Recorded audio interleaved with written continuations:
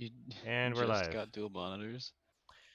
Well, it was a matter of being able to fit them on my desk, right? And then Okay. Gael was getting rid of one of his old ones, and it could do the vertical thing.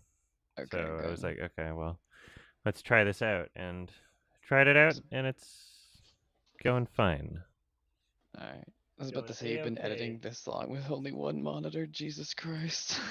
Well, it was, I mean, it was already dual monitor, kind of, if you count the laptop screen, but Okay. I wanted to get away from Oh. doing that because then my head was just down the whole Yeah. time underneath the regular monitor, and that was just not good for my back or my neck. Ugh. So wait, where's the As- laptop then? Like, I don't expect you to show, but like, It's underneath the regular monitor. okay. But now I have it plugged in so that I can just switch the input, and then I can still look at chat and read or like see OBS on the second monitor now. So now I don't need the first monitor to do that. Makes sense. Yeah. I got my Pixel Pro. It's very nice.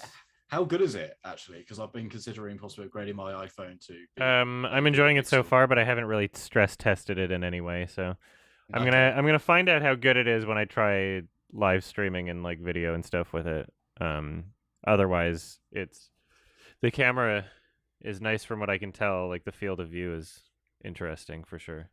To be fair, that's all the marketing campaign I've seen for Google Pixels. Literally just been that the camera's like one of the best cameras on the market for a phone or something. Yeah. That's literally just been the only marketing I've seen for that phone. What did you have before that? The Pixel 5, and it sucked because it was not one of their flagship phones.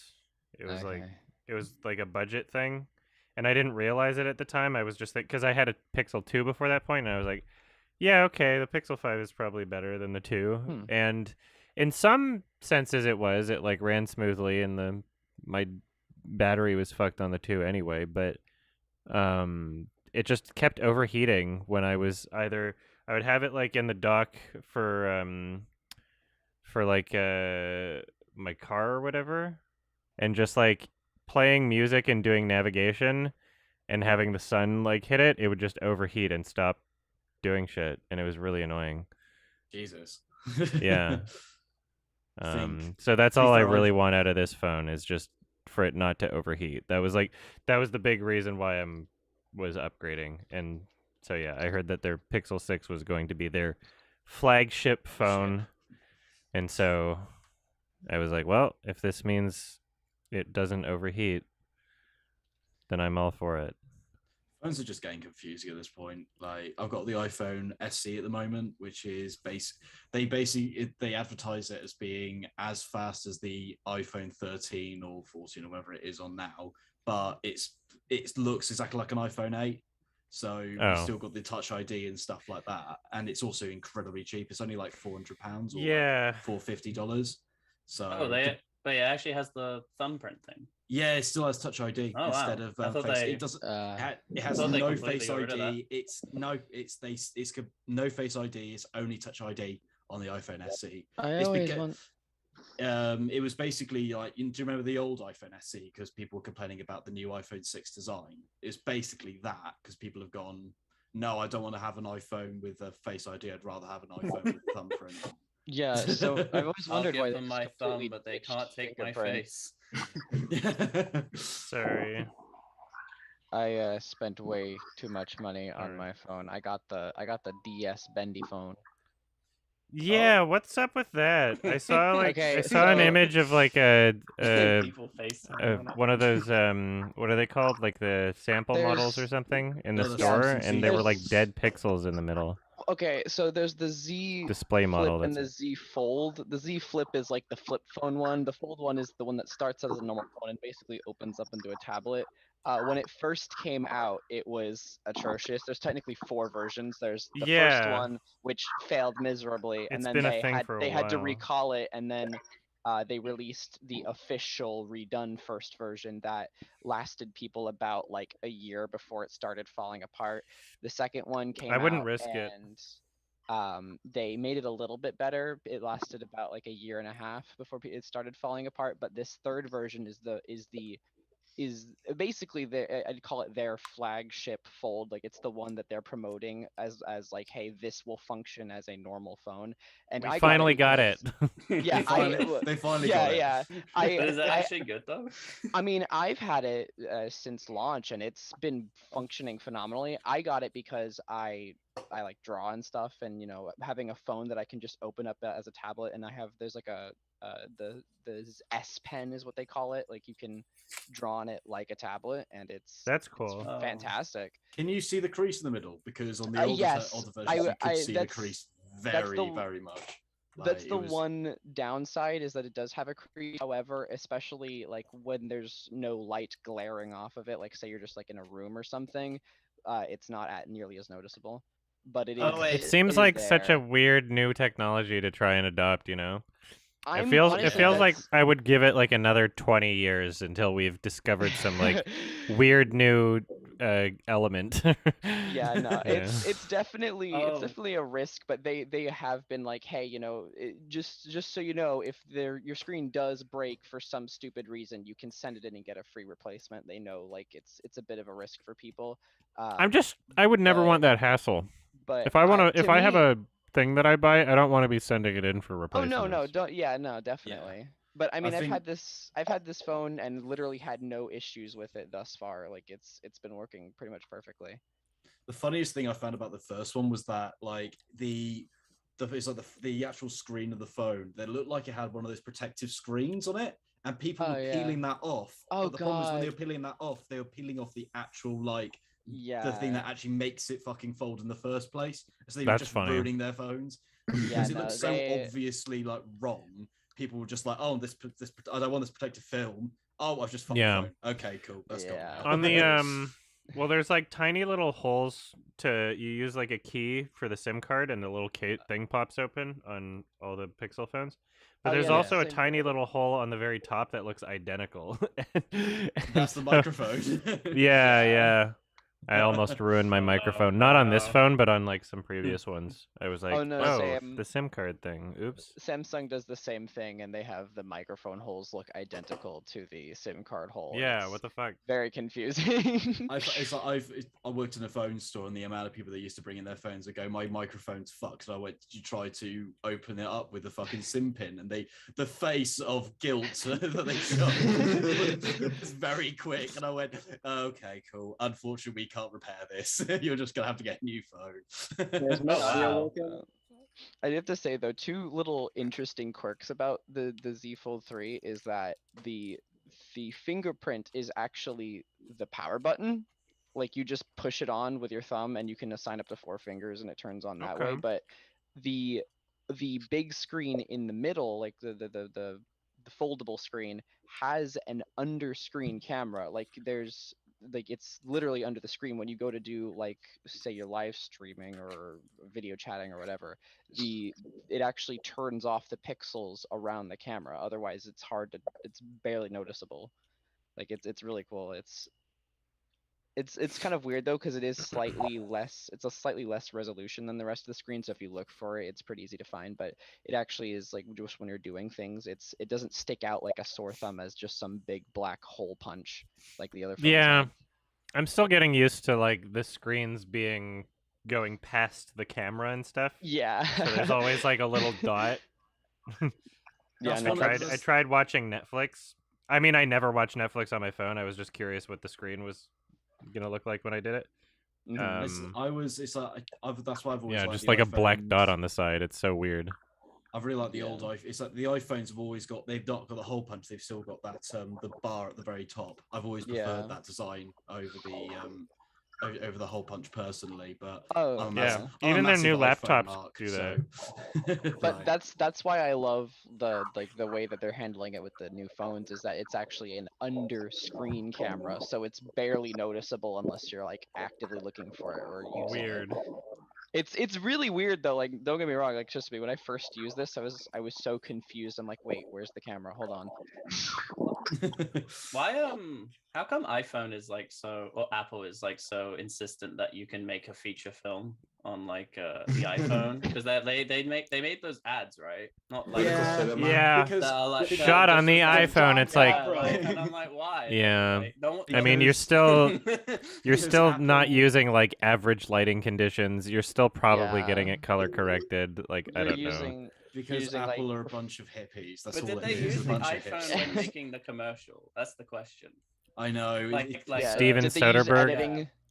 Just editing Obviously, software use only on the iPhone. They obviously didn't Yeah, use I don't iMovie. think so. They didn't use iMovie Maker. They didn't use any of that. They used proper Sony. It's like Yeah. editing. Mhm. It's like they didn't What's use funny- their own. What's funny is they could easily take a film that exists like Tangerine or whatever by Sean Baker. They could easily use that and be like, look, a person made a real movie with an iPhone. But it is also about like trans prostitutes, so maybe they don't want to associate their brand with it. Yeah, I don't know if they would. I don't think Yeah, their they would. shareholders They be wouldn't want happy to. with that. They were probably looking at that and they were like, Like, no. They could. No. I mean, Chan-wook Park made a short film on iPhone, and they could go with that, but then even then, it's like not market. The problem is friendly. they I don't don't- know. Yeah. They wouldn't have full rights over it. That's the whole point. That's It's like true, yeah. if they do the advert themselves, they have the full rights over that, and so on Yeah. and so forth. Like if they don't want to negotiate with these like small film creators and so on, like they'd rather just like they'd rather employ actors to go, right, you're going to pretend to film a movie on this iPhone, okay, and just pretend that you're Damien being Chazelle actual did it. producers. Yeah. Vertical cinema. he turned up for the paycheck and then went, I'm out. Yeah, we're changing He did- all he did- theaters to be portrait mode. Is what we're gonna do. He did a time. Everybody sit sideways. Is it going to be like Yes. those like the movie theater that projects the movie on like the sides of the wall instead it's just going to project it Screen on the X. roof? I can't. They're I'm gonna so start done making thinking about that. televisions- Hello. They're gonna Hello, start making hi. televisions that. Hi, hi. Yeah, sorry, I'm just listening most of the time. But they're gonna start making TVs that can pivot 90 degrees so that you can watch them up and down. I mean, they do that with monitors already. Yeah. Oh, do they really? Certain That's monitors. actually really That's my second monitor right now, so it fits on my desk much better, and I can have like TV Twitch chat yeah. and stuff on that side. Yeah, but yeah, I think I don't know. I forget whether or not this is a thing I saw, but like there was like a demo thing of like somebody doing that to like a big home TV, where it was like, oh, the new Sony thing, you can flip it sideways in case you're watching like shitty portrait mode content on YouTube. I don't remember. Yeah. But again, it's just that's all it is. It's just going to be shitty fucking portrait mode stuff on YouTube. There's not going to be anything like on Netflix or anything that's going to be designed for that. I have a friend that got an 8K TV, but I don't know what the fuck they could possibly watch on it that's 8K. Yeah. Like there's no Yeah, 8K content. There's I think literally the- like 10 videos on YouTube that are 8K and they're all just like, And it's never going to look like 8K because YouTube compresses the fuck out of everything. yeah. That seems like Like- something for like very rich people or something. YouTube, when you do 4K videos on YouTube, it's more like 2K, really. Yeah. Yeah. Well, pretty again, much. it was, if you look at PlayStation 5 boxes all have fucking 8K written all over them. But you're like, none But of the these game games. is 4. Yeah, We none of the games technically are- output to 8K if you want to hook it up Yeah. to an 8K TV and play the YouTube app. Yeah, but to be honest, like, but the majority of the games that you play on the PlayStation 5 will not be 8K. Most of them will be 4K because they haven't. Because if you try and make an 8K game, it's going to double the amount of fucking storage is needed. So, Is there Call of one that Duty will no exists longer be even? 200. I You don't say the think so. majority, but like I don't think there's a single one. Is there? Like I don't No, think there's there's a not. single game that's 8K yet. Let me have a I mean, Google. Yeah. isn't it? I remember Isn't when it- it was a big deal on the PS3 when there was like a downloadable game. I forget what it was called, but it was like basically they used hand-drawn animation, I think, and then it was like tiny little orange critters or something, and it was really simple. It was just like it was almost like a phone game, but it was a big deal because it was the first game that was like true native 1080p sort of thing, you know, like it's not upscaled. You're actually getting a 1080p game. I'm just checking a website on they're checking out Eurogamer. Apparently, in September, a game called The Tourist is the first 8K 60 frames per second game to be on PlayStation 5. Oh, starring Johnny Depp. Yeah. Johnny Depp. I stopped myself from saying that. Yeah, that game. Yeah, that's the first and only game that is 8K according to Eurogamer. On Series X though, it will not be That's at weird. 8K. It will be at 6K on the Xbox Series X. Wow, that's sad. Really? Yeah, like Series X I is don't know supposed to be a machine. it's really weird with Xbox at the moment because like I live in the middle of nowhere and we've got one gaming store where they do so much promotion for PlayStation but none for Xbox, and it turns out the reason is because Xbox refuses to sell with smaller retailers. They only want to sell with the big retailers. Weird. So Yeah. they'll only sell with like 5 big retailers in the UK and all of them are sold out. So, but the PlayStation 5 is selling like hotcakes in the UK because all the smaller stores in the UK have got it. And are willing to and PlayStation are willing to deal with them. But Xbox This is are so like, funny. I wasn't even. I clicked on the article for the tourist TOURYST, and the images are so hilarious. It looks like that.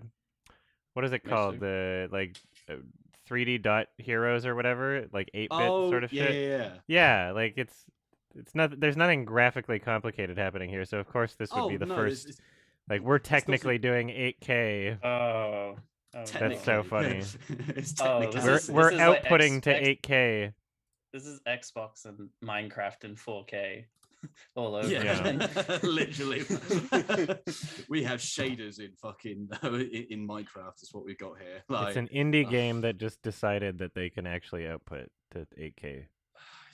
Because again, that's really funny. It's so low resolution anyway. As I said, it's not very demanding of the actual console in the first place.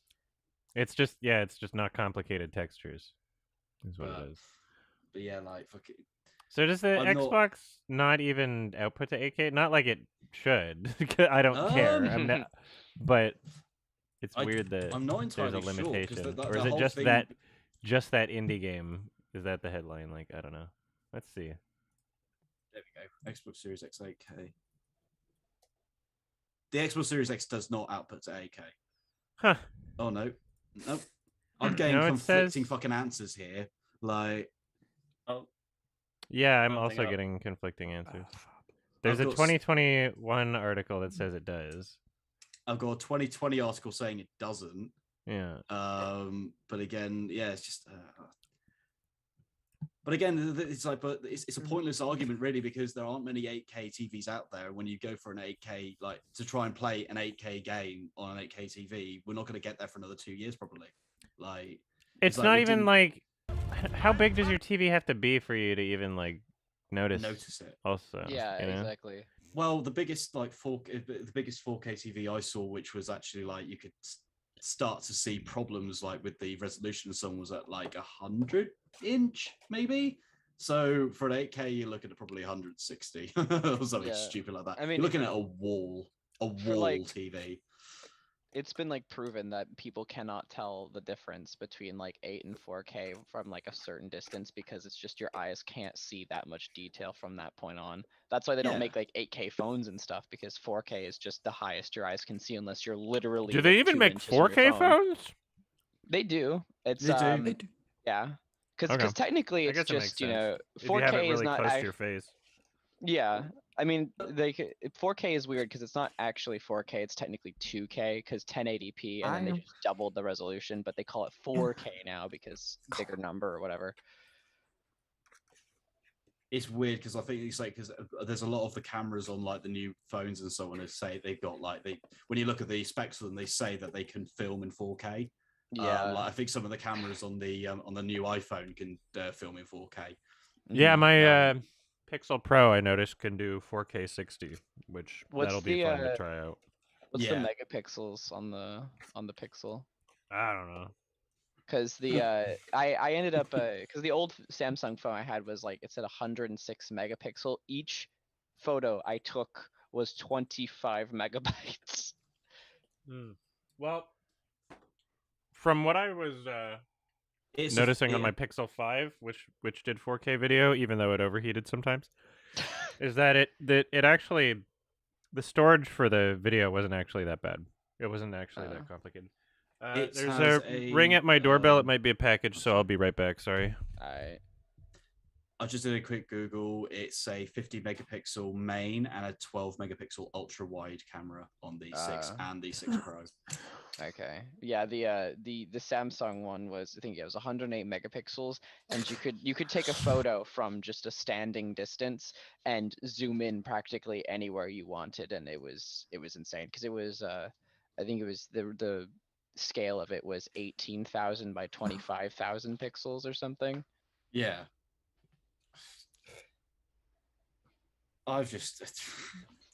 Technology is just getting too fast too quickly at this point when it comes to phone, like the cameras and so on. Like it's the simulation. Well, they're focusing on cameras now because there's not much else they can do in terms of size, because we started with big phones and now it's like, then it was how small can we make it, now it's how large can we make it but still keep it in your pocket. Yeah, like, keep it comfortable in your hand. Because I honestly think the future of phones is like the bendable folding screens, because like it's still very new, but give it like a decade or so and I think most people will have some sort of like phone that is also a tablet. Yeah, but it's like in the decade it'll be fucking seamless, like the actual, like it's like there'll be no crease in the middle, it'll look fluid and stuff like that. Like I hope we get to that point. I really hope it does too, because I feel like where we're heading is a phone and a tablet eventually become the same thing. So yeah.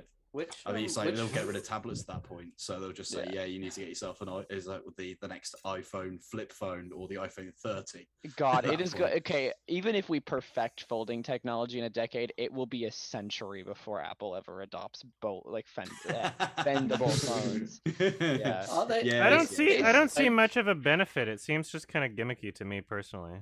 I don't understand why I would want a bending phone. It was definitely a gimmick at first, because a lot of people basically were memeing it for a very long time. It was like, oh, the next thing's going to be a folding phone with a folding touchscreen and so on. But why? And then Samsung, and then Samsung actually took it serious and did it. Yeah, I don't think it's going to be something that everyone has, but I feel like it's going to be an offshoot of phone, because it's something that can with more technology and more advancements. It's something that you wouldn't ever need to have like a tablet or even a laptop. You could just have a phone that folds out and you'd have a big enough screen. You could have like a small like I wouldn't mind a folding tablet, I guess. Yeah. But isn't that that's only like just such a specific purpose that I could possibly ever use it for. At that point, it's probably good for office workers. I couldn't imagine like exporting a video on like a phone, like a folding tablet or something, right? Or are they? I don't know. Is anybody seeing House of Gucky? I have. I plan on seeing it eventually. Maybe. Fuck me, it's long. It is the longest movie I've sat through where I felt like it felt 4 hours long. Did you watch Eternals? How long is it? I haven't watched Eternals yet. Okay. I'm waiting till that comes, because I've been told so many conflicting things about Eternals. But with House and Gucci, I was expecting a lot more, and I came out quite disappointed. Like, honestly, it seems like something I probably don't even want to watch in theaters. Like, I'll probably just wait for I would definitely an at-home wait thing for so it I to can come skip out. through it. Yeah, like, because it's like the performances from Jared Leto, Al Pacino, Adam Driver, they're all fantastic in the movie. I heard Jared Leto is really silly in it. He looks silly on the poster. Jared Leto is very silly in the movie, but it kind of works. So it's like, because everyone's quite serious in the movie, and then he's that one. He's the Joker, baby. Basically. But everything is, I would say that basically everything else of it was either average or below average. There was nothing like amazing in the movie. The soundtrack was zero. There was literally zero soundtrack. I can't remember any of the music from it. But yeah, like, for me, it was a 5 out of 10. Basically. Did you see Ridley's other film this year, The Last Duel? No, because I'm a millennial that looks at my phone or something. Yeah. I prefer Marvel movies. Sorry, so yeah. See, I prefer TikTok. I don't understand. Like, how can he blame millennials for that when it's like, what about that movie is anti-phone? Is it because it's set before phones? Like, you see, I saw the film. Right. Other movies are making money. But like young people millennial, are excited for the like House of Gucci. Your movie House of Gucky is gonna make money, you know. He's So I don't Gucci's understand. House of Gucci's He's tricked young people into watching House of Gucci. With like they don't realize they're watching a Ridley Scott movie. Yeah. He No. doesn't. Yeah. As soon as Stupid title to be Ridley honest. Scott's name came up at the end, I was like, "You what? This Ridley Oh, Scott you didn't even know? directed this? No. Really?" Ridley Scott is one of those directors where it's like he doesn't really have a motifs or anything like that. No. So like he could just make a completely varying different movies, and you wouldn't tell it's him. He's not one of those guys, you know. I was just like, He's got a bit more of a consistent style than like I guess Steven Soderbergh though. Maybe He's a like little all bit. over the place. what is like What what about just his really brother? what But made he's me not just like a bit shocked Tarantino, with- I guess. In that No, way. it's like what showed me with House of Gucci was that there was just nothing like amazing about. There was nothing like even like oh that's outstanding or that's good in the movie. Everything was just Yeah, very it sounds like a Ridley average, very Scott much movie. on the. Oh, Gladiator 2. I mean, Alien. Yeah, how long ago was that? yeah. Yeah, I know. I mean, know, I know. enjoyed I'm The just- Last it's like- Duel. Is the thing. I thought like Alien despite what he- Covenant. despite what he said Alien about Covenant it, was terrible. millennials. I'll So take good. back what I said about Ridley Scott. I'll take back what I said about Ridley Scott. You though. And all Sorry, this what, Owen? wondering. What were you saying? I was just saying, The Last Duel. I really enjoyed it, despite what he said about it.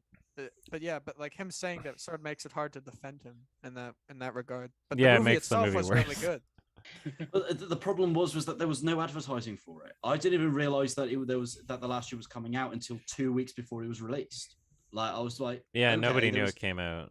There was zero advertisement, zero notice was put to this movie until it came out, and then he just blames everybody. We're like, well, put some effort in to actually advertise your movie. Like, I mean, he's not really in. Would he be in charge of that? The advertising? Yeah, he doesn't. Maybe he's either blissfully unaware or just doesn't want to Yeah. criticize like the distributor. yeah, Um, like, but it's like Maybe well, he's I- like, I oh, just- of course everybody knows about the movie. They just decided not to see it because they're on their phones. Hi, Ridley Scott. We should have put more phone ads out. With There should have been put more it on your phones in phone. medieval times. I think I Yeah. saw one advert for it, one advert in total, and it's like, and I saw the trailer for it on its own, but I didn't see any again unless one time as an advert, and I think that was before Last Night in Soho. But have you seen Last Night in Soho, by the way, Adam? Yeah, I was planning on. Well, I'm still planning on making a review on it. Review. Uh, Okay, cool. There's like 6 movies that I need to talk about that I haven't yet. That's yeah. So I recorded all my TIFF stuff like weeks ago. Demo got busy and they're still editing through the rest of it. And so even if I record the Soho thing now, it's not going to be out for another like week or two. So Okay, that's fair. yeah. It's Was like That all- and Titan and a cop movie and Which one's that? Cop Shop. Was a that- cop Shop? movie. No, What's a it's cop the movie? new it's from the guy that did Museo. It's on Oh, Netflix. okay. Yeah, it's pretty good. It's interesting. What's it called? A cop movie. A cop movie. Okay. Okay. Yeah. I just want to say one thing quickly about Last Night in Soho. For me, it was movie of the year. I really Really? enjoyed it. nice. I thought it was absolutely fantastic. Hello. Like there was a couple of things I was a bit like okay, that could have been done a bit better, but Yeah. overall I loved that movie. I was from not whole- behind it at all. I enjoyed it. Okay. to We an talked extent. about it on the podcast. On Sardonicast if I you're need to interested. check out the podcast at some point. Yeah. Yeah. I keep on fucking missing it, but I'll check that out and to see Yeah. the review of that. But yeah, it was film of the year for me, and I've seen Dune as well, and Dune was good. Like the visuals were brilliant, but I could understand a lot of the criticisms for it. Like, Yeah. I can't with Soho. There's too much that just is. I can't. I haven't seen it, but I don't know what to expect. Yeah, Yeah, Lodge- What to it's- expect It's because impossible to like so fully full of criticize opposite without things. spoiling it. So if you've seen it, just Yeah. listen to the podcast, It's- and I'll have a it's video. a out. flawed movie, but I felt like some of the stylistic flourishes were very enjoyable. You know? Well, wasn't it ironic? No. No. I kind of felt it was though. I don't know Because it was why. Edgar Wright. Yeah, Okay. exactly. And I was tired, I guess. I saw it at TIFF and I was tired, so Yeah, I mean, there's parts near the beginning where I would feel that way. The film But was it's like Without there's spoiling definitely- anything, it does seem to take itself pretty seriously going towards the end. especially. There was definitely things that like I felt like they could have done a lot better. There's certain things they shouldn't have revealed and stuff like that way too soon and so on. But that's it. Yeah. Like, it's like, but apart from that, like I loved the music in it. I loved the main. It's like the performances were great in it. But also I think it's I because I'm in England, I kind of like. I also absorb myself a little bit into that, like the whole London culture and stuff like that as well. But yeah, like I just really enjoyed it overall. I didn't stop smiling throughout the whole movie, really. Yeah, I certainly don't hate it like some people do, but I didn't think it was like great either. It was just pretty good. Because I think the thing was like because also it creeps. I will admit it did creep me out on a couple of occasions, but that was only because I then realized that I didn't really expect it to be a horror movie. I was expecting it to be like a thriller, but it had a lot of horror elements that I was not expecting in it. So, as a horror movie, I didn't really find it scary. Is the thing. I'm annoying Adam with is like we're heaping so much praise on this movie.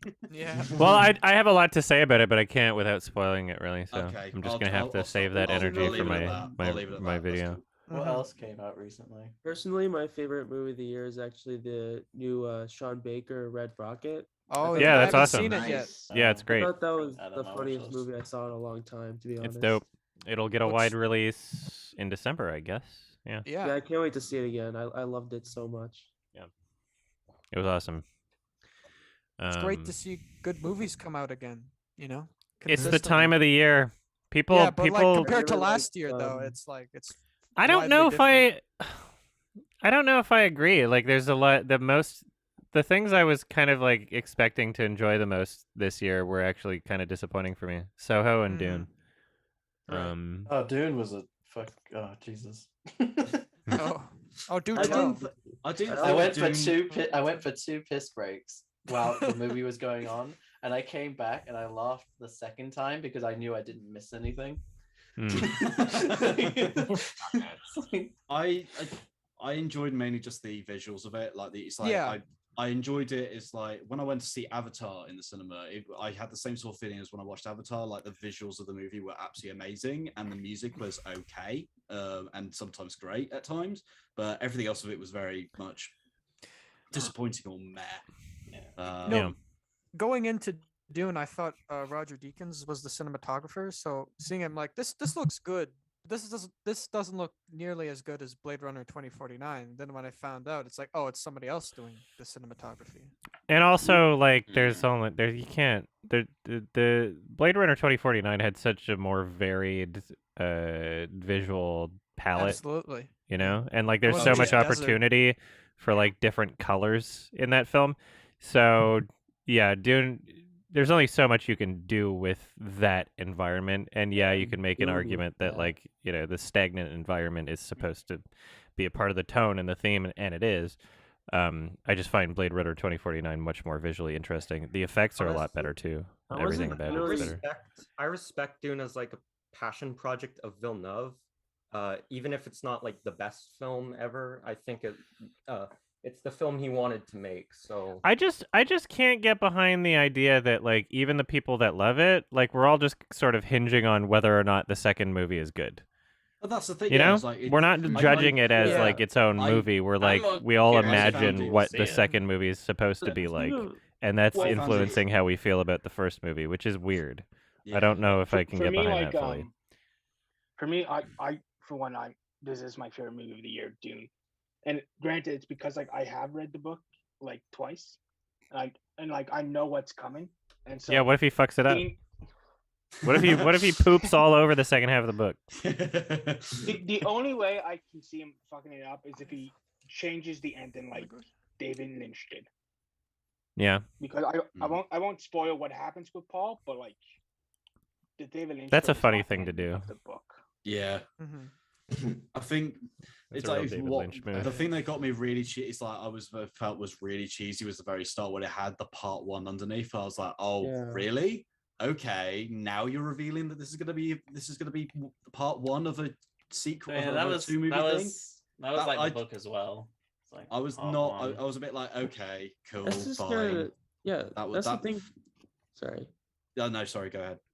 Well, that was the thing for me. Like when I was watching Dune, like I didn't feel bored particularly, but by the end of it, and it just goes to the Dune Part One, or like to be continued or whatever.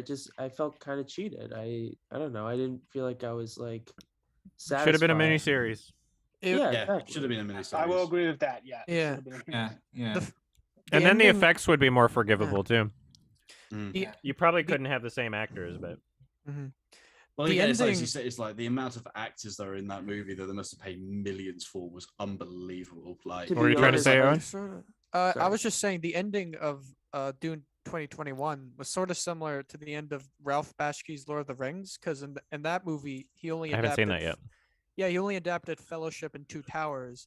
And, Oh and- wow. yeah, right. Mm. So That's if so that funny. if that one was financially successful, then they were like, okay, we'll adapt Return of the I had King. no idea. So- That's so really the way- funny. Yeah, so the way it ends is just like Gandalf's going, this might continue, maybe not. He throws his sword in the air. This is it's only like, the beginning. Yeah, It's only basically the beginning, Winks yeah. Exactly, at it was- camera. pretty much like that. And then of I don't know course if it, you it ever- wasn't financially successful, so they never adapted it. I don't know if Poor you ever saw Ralph. this movie called The Adventures of Bunkaroo Banzai from the 80s. I've never heard of it. It's like this 80s action movie with like I don't even remember who's in it, but anyway, it has that same kind of thing. Like it ends like because it's like a dumb like Flash Gordon type like superhero type movie, I see. but it ends like this. It ends with like saying to be continued, Buckaroo Banzai versus the next villain. But then like that movie never got Man. made. I'm getting sad at no Kung Pao sequel right now. Yeah, I Shit. was about to mention. I was about to mention Kung I Tao. remember that. Yeah. Wow. Now that's something I think that, for me, like, oh, sorry, you want to go? oh, it's just fantastic. That's all I was saying. Proceed. I wonder if there's a higher discrepancy that exists between how much I enjoy a film and how low the Metascore is. Because I'm looking right now, it's got 14. Kung Pao. Yeah. I mean, it's not for unacceptable. everybody, and it's certainly when it came out, it didn't seem like it was for like old critic people, you know. Yeah, it's I mean, definitely, for a definitely- specific audience. It can annoy the hell out of somebody who doesn't like it. I can understand that. I haven't seen it, but like it's like self-aware, right? It's Yeah. it's Yeah. pretty self-aware, yeah. So There's some maybe- jokes that don't land. Yeah. There's some moments of cringe where you're like, okay, that's not funny, but it makes up for it overall. So perhaps It- people didn't see that at the written- time, when Yeah. it came out. Adam, have you seen anything else by Steve Oedekerk? Just I've seen yeah. like a couple of the Thumb movies a while back. I don't remember which ones. It was like at a friend's house. I've seen Jimmy Neutron. Yeah, he created Jimmy Neutron. That's Yeah. And Barnyard. Apparently he directed Barnyard yeah. Oh yeah, that movie. Barnyard. movie and that makes literally no also sense. Ace Ventura and When Nature Calls, apparently. I didn't know that. Wow. Okay. Okay. He directed that. Masterpiece. Very weird. Okay. That was the one that Jim Carrey was kind of scared for. Why was Oh. he scared? Well, like he thought it was like wasn't it? I heard a story on Sardonicast. You talked about one of you guys talked about the second Ace Ventura movie and how he was like scared for like how other like audiences would react because he kind of thought it was like kind of racy. Oh, I don't know if I remember Okay. that. The Okay. first one was Maybe pretty it wasn't on Sardonicast, or maybe you're in the Berenstain universe. Why- Okay. I remember that conversation. I think Alex was the one who brought that up. Okay. Yeah. If I thank Maybe you. I just tune him out. Maybe I don't hear anything he I says. remember that. Did we discuss the latest James Bond movie in the last? There is a comment from somebody on the YouTube chat saying, "When is Adam gonna review the new James Bonk movie?" in all caps. And the answer Yes, is The better never. question is, The when answer will is Adam never. actually watch it? Have you actually watched it? No. I'm he has, just he like has I no haven't. time to watch it. That is It's fair. I don't give a shit about James Bond. I thought That's Casino fair enough. Royale was all right, and then I think I watched Quantum. Oh, Maybe that's a really bad one as well. Yes. Jesus. That's like the I don't worst know if I one. did though. Yeah. Because in my mind, I remember finding out that I don't know if I did because Okay. in my mind I was like, oh, the parkour one, and then someone was like, no, that's also Casino Royale. It's a 6 Yeah. on IMDb. Yeah, I don't give a shit about James Bond. I don't give a. I I haven't really, it's seen a just lot. so. Give it a 6 on IMDb. How about Mission James Impossible? Bond seems like a somehow less interesting Mission Impossible. Okay. I'm Even gonna though James rate Bond the came star. before We like the Mission Ghostbusters. Impossible. So yeah, it doesn't matter if it came before. It's just It's more like Wait, did it? I don't know. Again, I think Isn't it's there a also Mission it's down to Impossible like show? culture. Like in Britain, James Bond is absolutely huge here, but Mission Impossible isn't as big here. Like it's still Yeah. big. What's like James Bond is in America. James Bond is big in Yeah. America, but not as big as Mission Impossible. Like, Mhm. but I think it's just down to a cultural thing, as well as also we Britons like Daniel Craig so much we think he's God by being James Bond and so on and so forth. And the discussions about who I the don't next James see. Bond is going to be has been going on for the last decade now. At this point, it's just. It's gonna be a woman. I it don't- will. I hope, because Jane Bond. No, just gonna be called James. It's just gonna be called 007. There's gonna be no name. It's just Jamie 007 now. It doesn't matter. It's probably going to be a white guy, whatever. But like, it really, I don't give a shit. Like, I don't want He's so to. Chris in this movie. He's so cool. Yeah, I don't. It's just one of those movies where it's like, why would I go to see something that I know exactly what the entire movie experience will be by not going also? You know, like I'm Sure, not going to yeah. get surprised or impressed or like. I don't want to see something just so endlessly familiar that I feel like I haven't watched anything, and that's what James Bond is, and I Mission would just- Impossible. Sorry. The only thing I would like recommend mainly for it is like Rami Malek's performance in it is very good. Like he's probably the best Bond villain out of all of the Bond villains. His that Daniel performance Craig in has come Bohemian against. Rhapsody was really good too, but Yeah, but you and That's Grant a Phil movie. were watching that movie, so that's Yeah. fair. he won the Are you Oscar. gonna be? Will you be doing a Yeah. video on Red Notice by any chance? Yes. I watched the first half of it You gave up before realizing that my time was being massively wasted. And glad you felt that way. I watched it because in case we talk about it on Sardonicast, it was just one of those things. I don't know Okay. if I will make a like.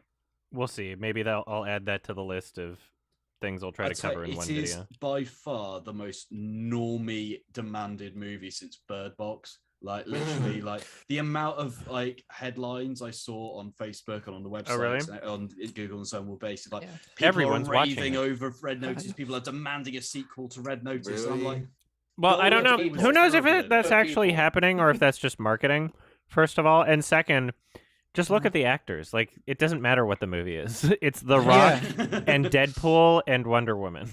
yeah, literally, that is exactly That's the move. Like, it doesn't matter what happens in the movie. Those people are in it. yeah. And he They plays was- Deadpool is Deadpool in the movie. I can't believe Ryan Reynolds just plays Deadpool every time now. He He does. He does, It doesn't does. It annoys It's the fuck they out of wrote me. him Yeah. to be Deadpool again. he? And Yeah. it's really annoying. I'm like, Believe it. you didn't can't always find used to be funny. Deadpool. Like, it's not like you had a lot of range or anything before Deadpool, but now he's it's just so weird.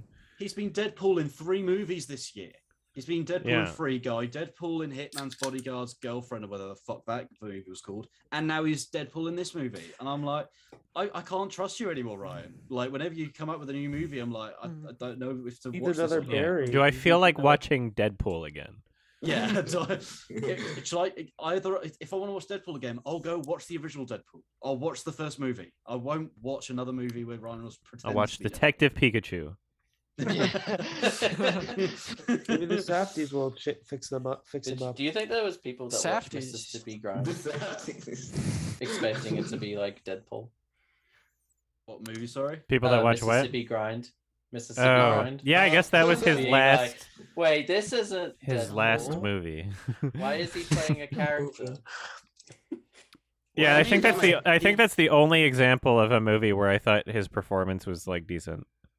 I thought he was Yeah. getting. I thought I he was can getting think buried. of I can think of one other movie that he didn't play Deadpool in, and that was Life with Jake Gyllenhaal. Oh, yeah. That sci-fi movie. Wasn't But- he I don't just remember boring him man even in being that? in it. I didn't even remember he was in it. Yeah, it was, That's yeah, the most forgettable movie of yeah, all time. I know it was, but yeah, like that's the only other movie that he wasn't Deadpool in that movie, definitely, because I don't remember him being in the movie. Like I remember that he's on the cover, but that's it. I don't know what he did in the movie. It's very I'm weird. assuming he just plays boring scientist man or something, right? Well, That's he exactly was- it, actually. Oh. I've just Mr. remembered. Reynolds. Yeah, that's exactly it. He's just boring science man who dies very, Yeah. very quickly. Yeah. Sorry, spoilers. Yeah. His Yeah. purpose in the movie is to die. Yeah, they should call it death. Death. Okay, remember? Does anyone remember when that came out? People thought it was a prequel to Venom. Oh yeah, because there was a black Yeah. goop. Of course. Yeah, and it was a Sony Jesus. movie, I think. Oh. God. So it's a backdoor Yeah, it was superhero Sony movie. and it was black goop and it was rated R or whatever, and they were like, "Guys, it's happening." It's happening. It's a Venom And then they movie. made a PG-13 Venom movie where he wasn't actually a villain, and that was wildly successful. Uh-huh. It's rated I was 15 gonna in do the UK. the for some other bizarre reason. thing, the new Spider-Man thing. Apparently, I got What's my the new tickets. Spider-Man thing? are they? You aren't got they your doing like a tickets for the spin-off? Spider-Man movie? Scalpers.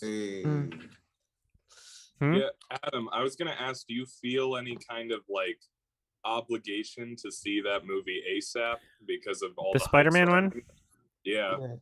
Yeah. Well, I heard tickets were selling out quick, and with the schedule of the podcast, it's important that we're recording a couple episodes like particularly early because of Christmas or whatever.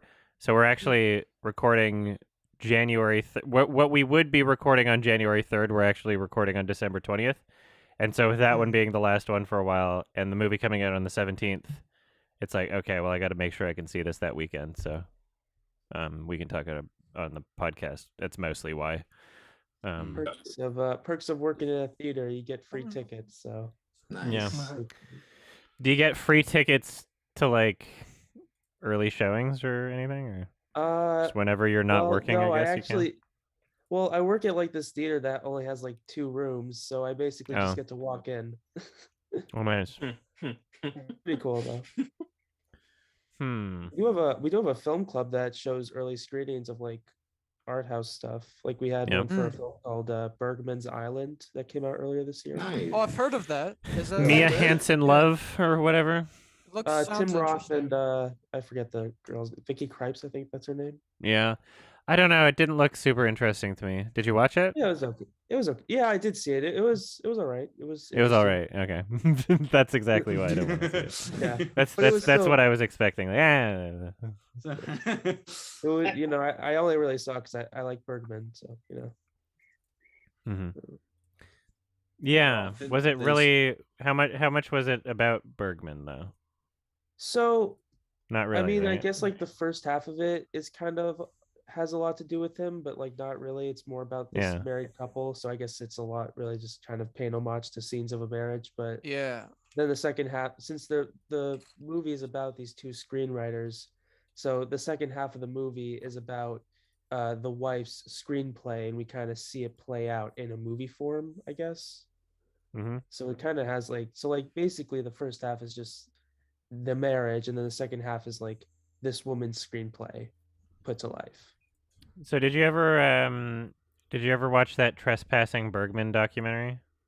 What's where that? Lars von Trier No, talks but I'm about aware like of Lars von Trier's yeah. interview. It's so silly. Or- It's otherwise like a decent. If you like Bergman, it's a decent documentary. But Lars von Trier kind of just shows up and talks about masturbation for no reason. Yeah. I think this is where he masturbated. He's such a silly little troll. He's a silly Billy Nazi. Apparently, but not Who really. hates Allegedly. Not really. Alleged by No one- himself, and then Exactly. later disputed by himself. No one but himself will actually know. Who invited Yeah, him? he was trying to make a joke, and he just kept it going, even though nobody understood Yeah. what he was saying. Did you see Kirsten Just Dunst? like the Nazi thing. Yeah. Yeah, did you Did- see Kirsten Dunst was on like Wired? Was it? Is it? Which one's which? Oh. Stewart or- Oh, are you talking about that video where she broke down? Yeah, the career? she's like she's Yeah, talking I about think that Lars was von for Trier, Variety. and then oh, sorry. But she doubled down on what she was saying. She was like, "Oh, if you ever get the chance to work with Lars von Trier, you never." Oh, actually, never mind. Maybe you don't want to work with it. She like doubled down on what she was saying. Wow. Speaking of Kirsten Dunst, have you seen all that talk that apparently her and Benedict Cumberbatch refused to talk to each other for their latest movie they've been filming? Really? Yeah, They it's refuse. like- Wait. For like method acting, or because they don't like each other? Well, if you look at all of the headlines, it looks like there's a feud going on beyond there. But when you then look into the article, they're actually doing it for mathematic reasons. But Okay. yeah, they've got to a point where like it's like they've only said hi to each other once throughout the whole of filming. Yeah, it was a good movie, by the way. I saw it at TIFF. The Power of the Dog. Is that Is the that out movie? on the internet yet? Yeah, it's already I out. saw, Yeah. I saw it early as well. Yeah, it's on Netflix right now, I believe. Yeah, it's Yeah. really funny how all these movies are gonna be out before my TIFF video. Yeah. Oops. One last movie that I'm just checking. I'm just going from my letterbox. The other movie that I've seen recently that came out in cinemas is the new Ghostbusters movie. Yeah. Haven't heard great things about that. It was. If you enjoyed the very first Ghostbusters movie, you are going to enjoy this movie. But if you're expecting a 2016 movie, do not go and see this movie because this movie is so much better than the 2016 movie because it has no Melissa McCarthy in it. It's just the Force Awakens formula, right? Pretty much. No, it's definitely not. Not in my opinion, anyway. It's I don't know how to really describe it, but it's like without spoiling it. But I would definitely say if you enjoyed the first movie, the very first original movie, then you should go and see this movie. Simple as that, basically. It's not going to have Bill Murray, is it? Spoilers. What if you like hated the second movie? Because I don't like any. It doesn't. The second movie is in the same continuity. So basically, the first and second movie happened. The 2016 movie never happened. So Melissa McCarthy never existed. And then Ghostbusters Afterlife is the third. Is the now the official third movie. Yeah. But I can't. There's so much to it that I can't reveal without reading spoilers. Really. Yeah. But I'm guessing is that because it's released earlier in the UK than in the US? What the? Sorry, I'm looking at. Am I Sorry, the only one I was that's about seen to it shift here? gears here. It's already released I have in no interest. Canada, so. Okay. Yeah, I was looking through there's the IMDb front page, and it's like top picks and shows and movies just for you, and I'm just scrolling through these. Apparently, Taylor Swift directed a short film or something. Oh no! All too well. You know, it was a music video, sort of. Okay. Just for you. It's like just a trending music on video. Letterboxd I guess for, they're like, considering a week. it a short film. People All have music videos both, are you short know. films. She's Kenneth running out of ideas. She's Branagh, having to just I consider guess, her Belfast. previous technically. songs. Yeah. Belfast won the Toronto People's Choice Award Oh. at the film festival, It's which pretty means good. I don't Was want to it? watch it. I thought it was pretty Who good. directed it? Kenneth Branagh. Yeah, director of Artemis Fowl. Oh, epic. Oh. I forgot he directed high that. up. I'm sure he's trying to forget. Yeah. Yeah, it seems like a sort of Oscar baity kind of movie. by the looks I of it. know.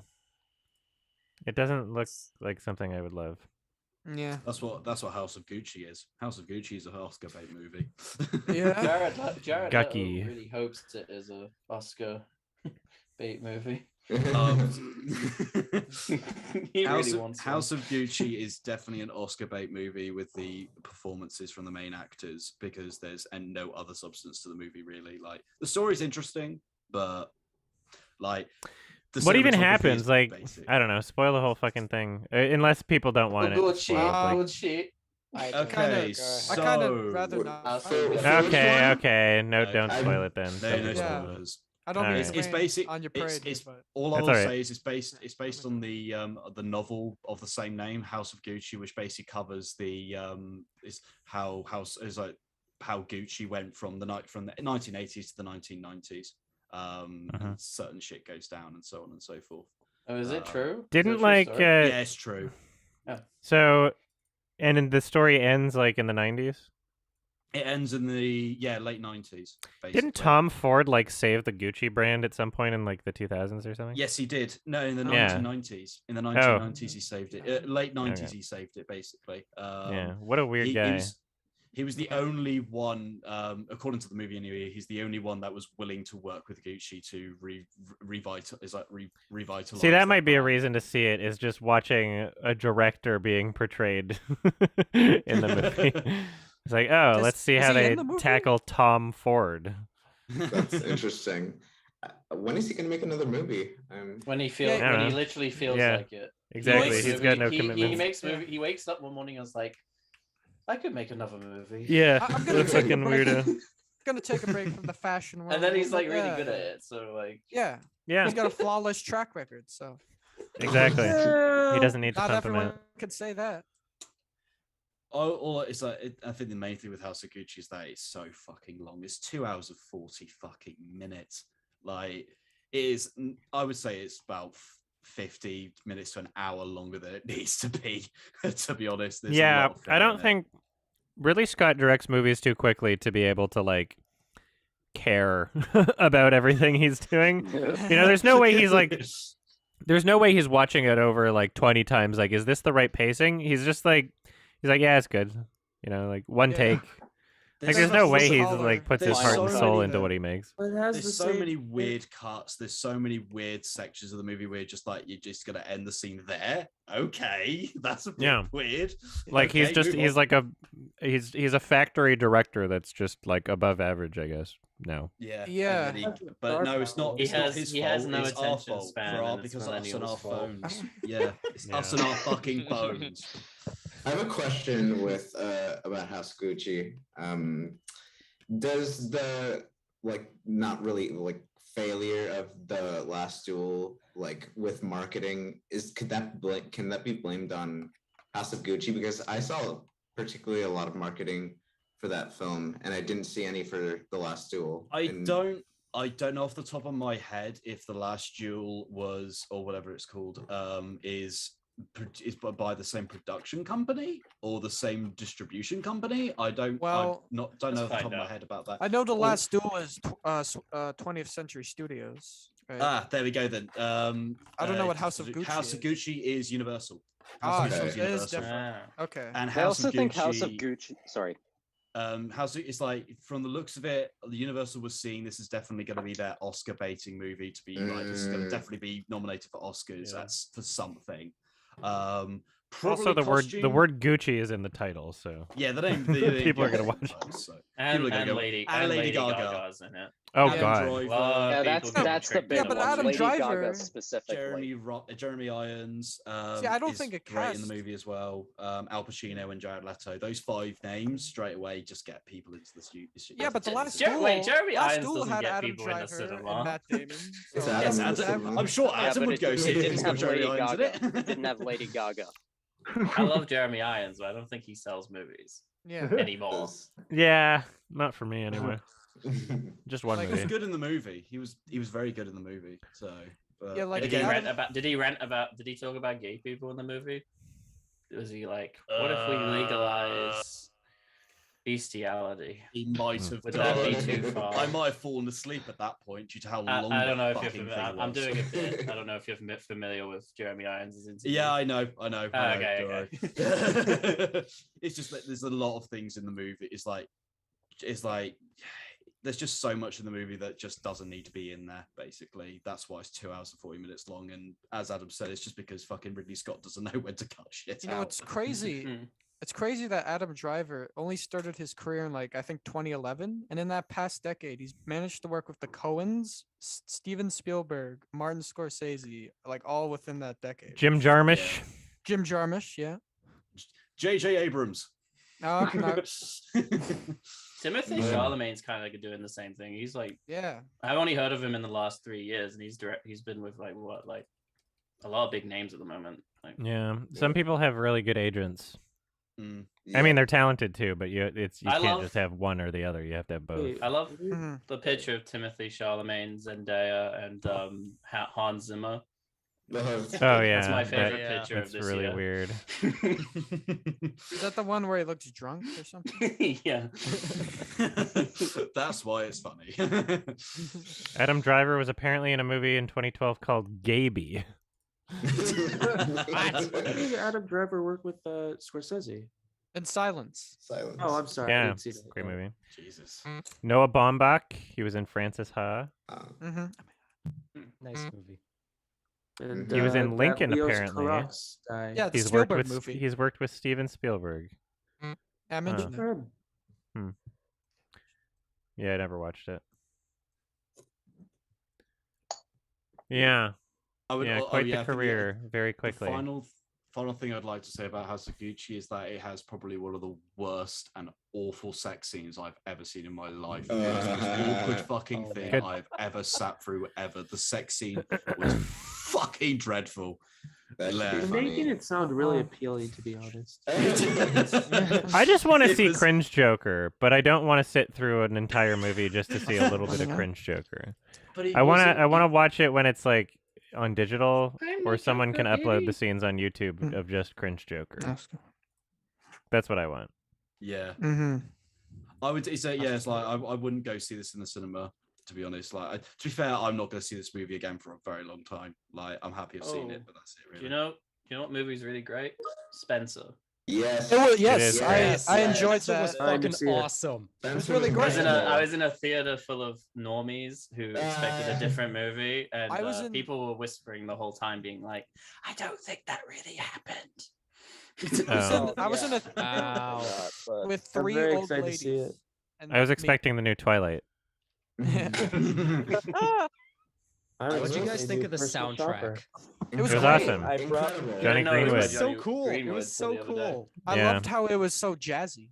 I think jazzy and also like not reminded me typical. of King Crimson. It was so. It was still very interesting. It didn't feel like a standard jazz thing. It was doing its own thing, which is really cool. I was surprised how great her accent was. I was like waiting for her to fuck something up as a British person, British ears listening to it. But I was like, wow, that's pretty good. I was surprised another movie based on Princess Diana came out so quickly after the 2013 awful movie of the year, just called Diana. Is that the Naomi Watts one? Yeah, the Naomi Watts one. I didn't know there was another one. There was one that came out in 2013 with Naomi Watts playing as Princess Diana, which focused on her relationship with a guy called Hasnat Khan, who was a Muslim doctor, I think. But it was fucking awful. It bombed badly. So what's the when you're talking about like the expectations of people watching the movie and someone saying like I don't think that really happened, like I didn't actually look up like what it's supposed to be, and I also have zero comprehension of anything having to do with like Princess Diana. I don't know anything. Anyway. I don't know anything. So I don't know how much of it is supposed to be. I don't think it's accurate. The movie Sorry. begins with it saying it's a fable, right? So it's not like fully. I doubt it's fully accurate. Yeah, that's what I'm saying. Yeah, and at that point, it's like, I don't know, like how much, depending on how much liberty you're going to take with the real life person, then at what point is it almost not even relevant to the real person for having them in it? What are you trying to say, Travis? Travis got hand up. I was gonna say, I think it certainly helped me enjoy the film a lot more. I think knowing that the film takes place in within its time span of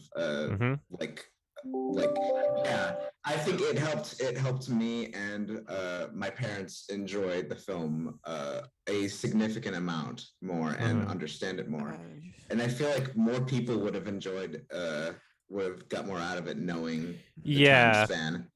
I also think like if you're going to tell a story about like that character and the inner turmoil, I guess, associated, like if you were to invent a new character, you'd have to invent like an entire way to justify like the fame and royal aspect, and you'd have to be explaining some things, whereas like basing it off of a real character, you don't really have to do that.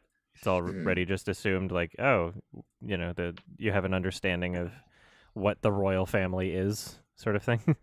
Who this person is to some degree, I guess. I was very cautious about going and seeing another royal family movie because there's just been so many of the last couple of decades now. I'm just bored of seeing them. But now, after hearing all of you say how good it is, I'm definitely going to try and look at it at some point. That's great. Watch it in a theater. Watch it in a theater. Amir, you were trying to say something earlier, I think. Yeah, it was just a question about House of Gucci, and I saw this really bad green screen shot in the trailer where Adam Driver was looking out at the city. I was wondering if that's still in the movie. Oh, fuck. I gotta remember now. Shit. there were some pretty terrible shots in the Zoom movie at points. To be honest, you're gonna have to narrow it down a little bit. Yeah. I can't. They were on Sorry. a rooftop. Okay. Can you find? It's like, can you find what it's like? Find the screenshot itself. And send it to me, and I can I'll look. Yeah, see if you can find it, I tried to. I made sure I stayed awake for the whole movie because like there was some. It was funny at times with how like awful some of the dialogue was at times, but again, like, as much bad stuff there was good stuff to really like weigh up to an average to a 5 out of 10, just to keep it at that 5 out of 10. Oh man. I looked up Naomi Watts' IMDb and I was like, It's complete. One of her 2 Oscar nominations is from The Impossible, And like 21 that Grams, cheesy, right? that cheesy as fuck disaster movie, directed Tom from the Holland in it. director of Jurassic World: Fallen Kingdom. Yeah, And she got an Oscar nomination. I couldn't finish that. Made it like half an hour, and I was like, this is just so stupid. Isn't the other one 21 Grams, right? Yeah, I have to That's well rewatch that deserved. for sure. That's well deserved. I mean, I remember enjoying the movie more. She was really great in it, though. I thought. Yeah, I have to see it again. Ooh, there's a Iñárritu film called Bardo. That's not. Yeah, Bardo. we don't know anything about it yet, but it's just on IMDb, Oh, so I'm watching. it's like upcoming. Yeah. Okay. Interesting. No. Hype.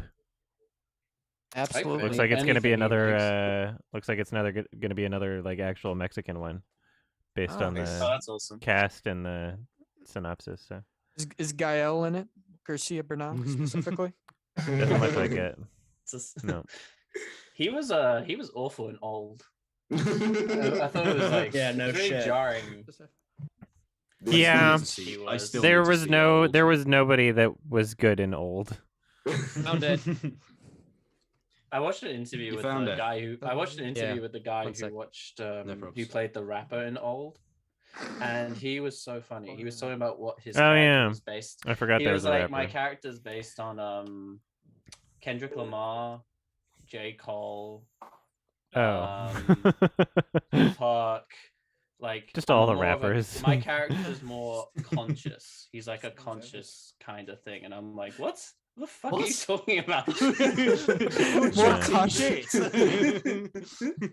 My And then they chatting released a rap absolute song, shit. and he released a rap song in as that character, which is on iTunes. Hilarious. Someone found something. I don't know what you're talking about.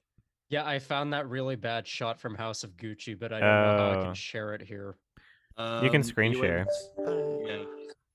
Can I? or you can It says post you've like an image or disabled it. something. Hmm. I've disabled it. I don't know how it works. Yeah, it says The host disabled. the purchasing setting that I screen share. have to change in Zoom now. I can hold on. Let's see. I Can you can probably not do like that. Just give me a second. post a chat link or? Yeah, sure. I'll just send the Participants can. What? No, I don't. Right. Here's the trailer. The Or maybe timestamp is timestamp a it, yeah. minute. It's a minute 20, just Minute around that 20. range. Minute It's 20? on Okay, screen hold for, on. like a second. I'll just Yeah, it looks like he's just staring at a wall. Oh, good Okay, let's God! see. Yes, that's still in the movie. Yeah, that Yeah, one. that's that one. Wow, that's still in pretty the bad. movie. It's That's awful. still in the movie. That's It's like fucking awful. Tommy Oh my Tommy God. Wiseau's The Room shot. You know? It literally looks like The Room. It genuinely does. Oh Yeah, my- the rooftop Yeah. and How did I everything. miss how bad that Why does was? why do the bushes look? That's fake pretty bad. also? That's great. Oh my! That doesn't look God. very good. Yeah, that Like, yeah. That's a really still in the fake movie. background. That's definitely still in the movie.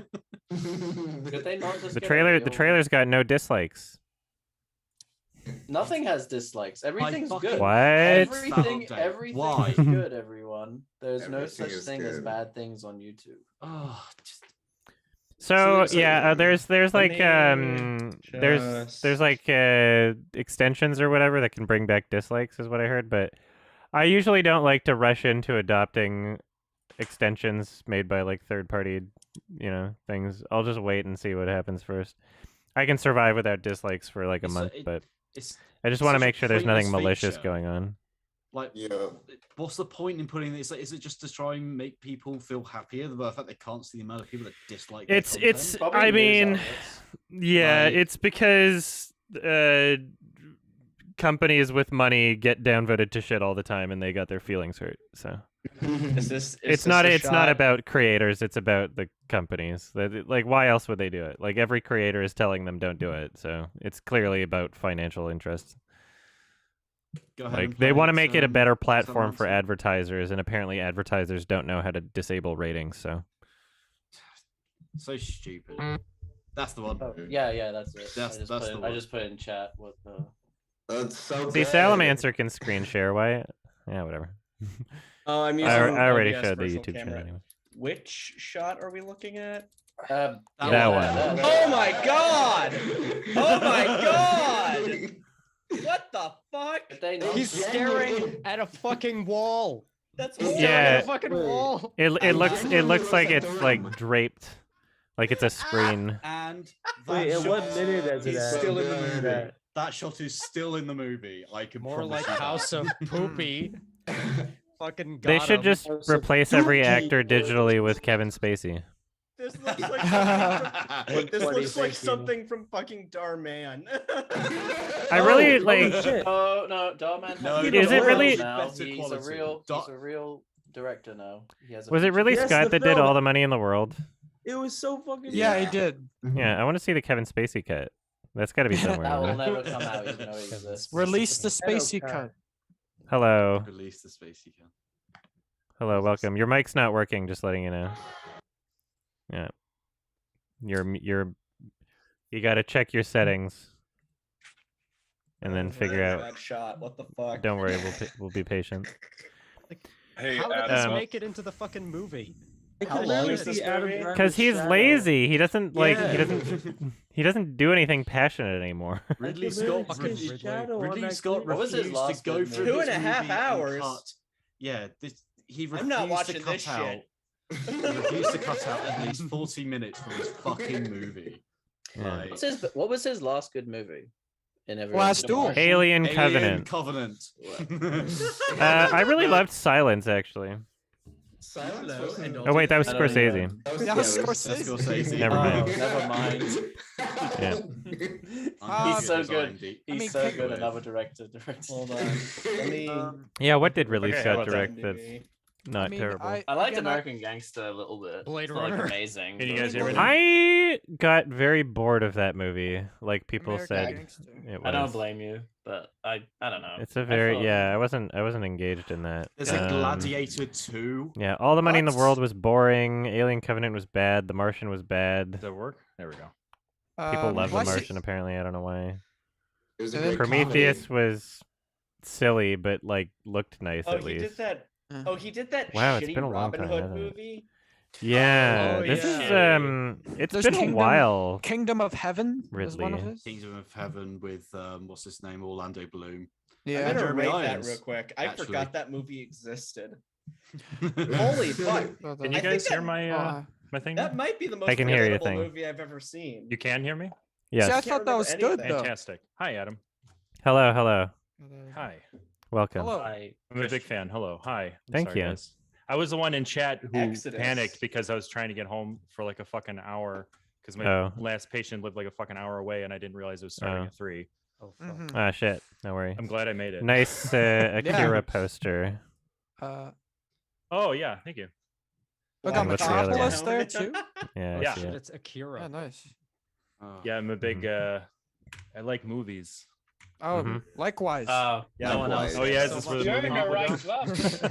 That's where the movie people go. We were talking about Darman videos. Yeah, I was Those are listening to movies. the whole thing Movie. in my car, like Okay. yelling at the traffic, like "fuck." I was really upset, but I've been listening. I saw Mhm. Darmad's feature and it was glorious. He made a feature? Yeah, no Yeah. I spoilers. can't believe he uploaded the whole thing to How Facebook long is it? The shocking in like thing the about aspect it, Like an ratio. hour.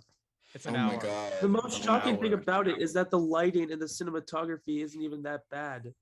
It No. actually- Well, don't spoil it. Oh. Hmm. I mean, Okay. I saw like a 20-minute long Oh my Darmad video, and it God. was the most horrible thing he's ever. Imagine like this is They're like very a painful to feature watch. film, apparently, and I'm just like hovering over it right now. And he's still got those big ass hard coded subtitles in it, which is really funny. I just I don't Accessibility, I understand. He should send it to Cannes. It's the film is on Letterboxd. So Oh my god, good. The cover Hell is yeah. literally someone holding a Is it? poster. Is it? We But did it's it. literally the title is just "Girl Finds Out She's Adopted." Like, is that a title for a What else movie? would they I call thought that was a it? meme What at they call first. it? That's the name He of the wants this to movie. be an actual That's what the movie. YouTube video is He's called. not I even honestly the- just he's thought not people even were the fucking around on director. Reddit with that one. He's the producer. He's just the Oh, he didn't even producer and direct it. writer. Yeah, you're right. Yeah. Okay, What a so it's on hack. IMDb as being directed by Ruben Ortiz. Ortiz, Mhm. Is Yo, this, Travis, does it can I count see as the a- trailer? who Can I directs see a the lot of poster other again? Darman stuff, Oh, I yeah, I guess. got you. I have a It question. looks like about the she's trying to movie. sneeze. Who's seen the She is. movie? I always Well, thought I'm it was watch just listing this. Darmad who directs them. I will be watching the movie at some point. I'm waiting Has it for. been- I think I'm gonna try and do released? like a commentary or something. The fact Who's it doesn't seen it, come with though? a proper title is I've fucking seen it. hilarious. Yeah, Darmad It's only has an his hour own long. Letterboxd picture. That's great. Yes, Oh, boys, we done Looking it. sharp.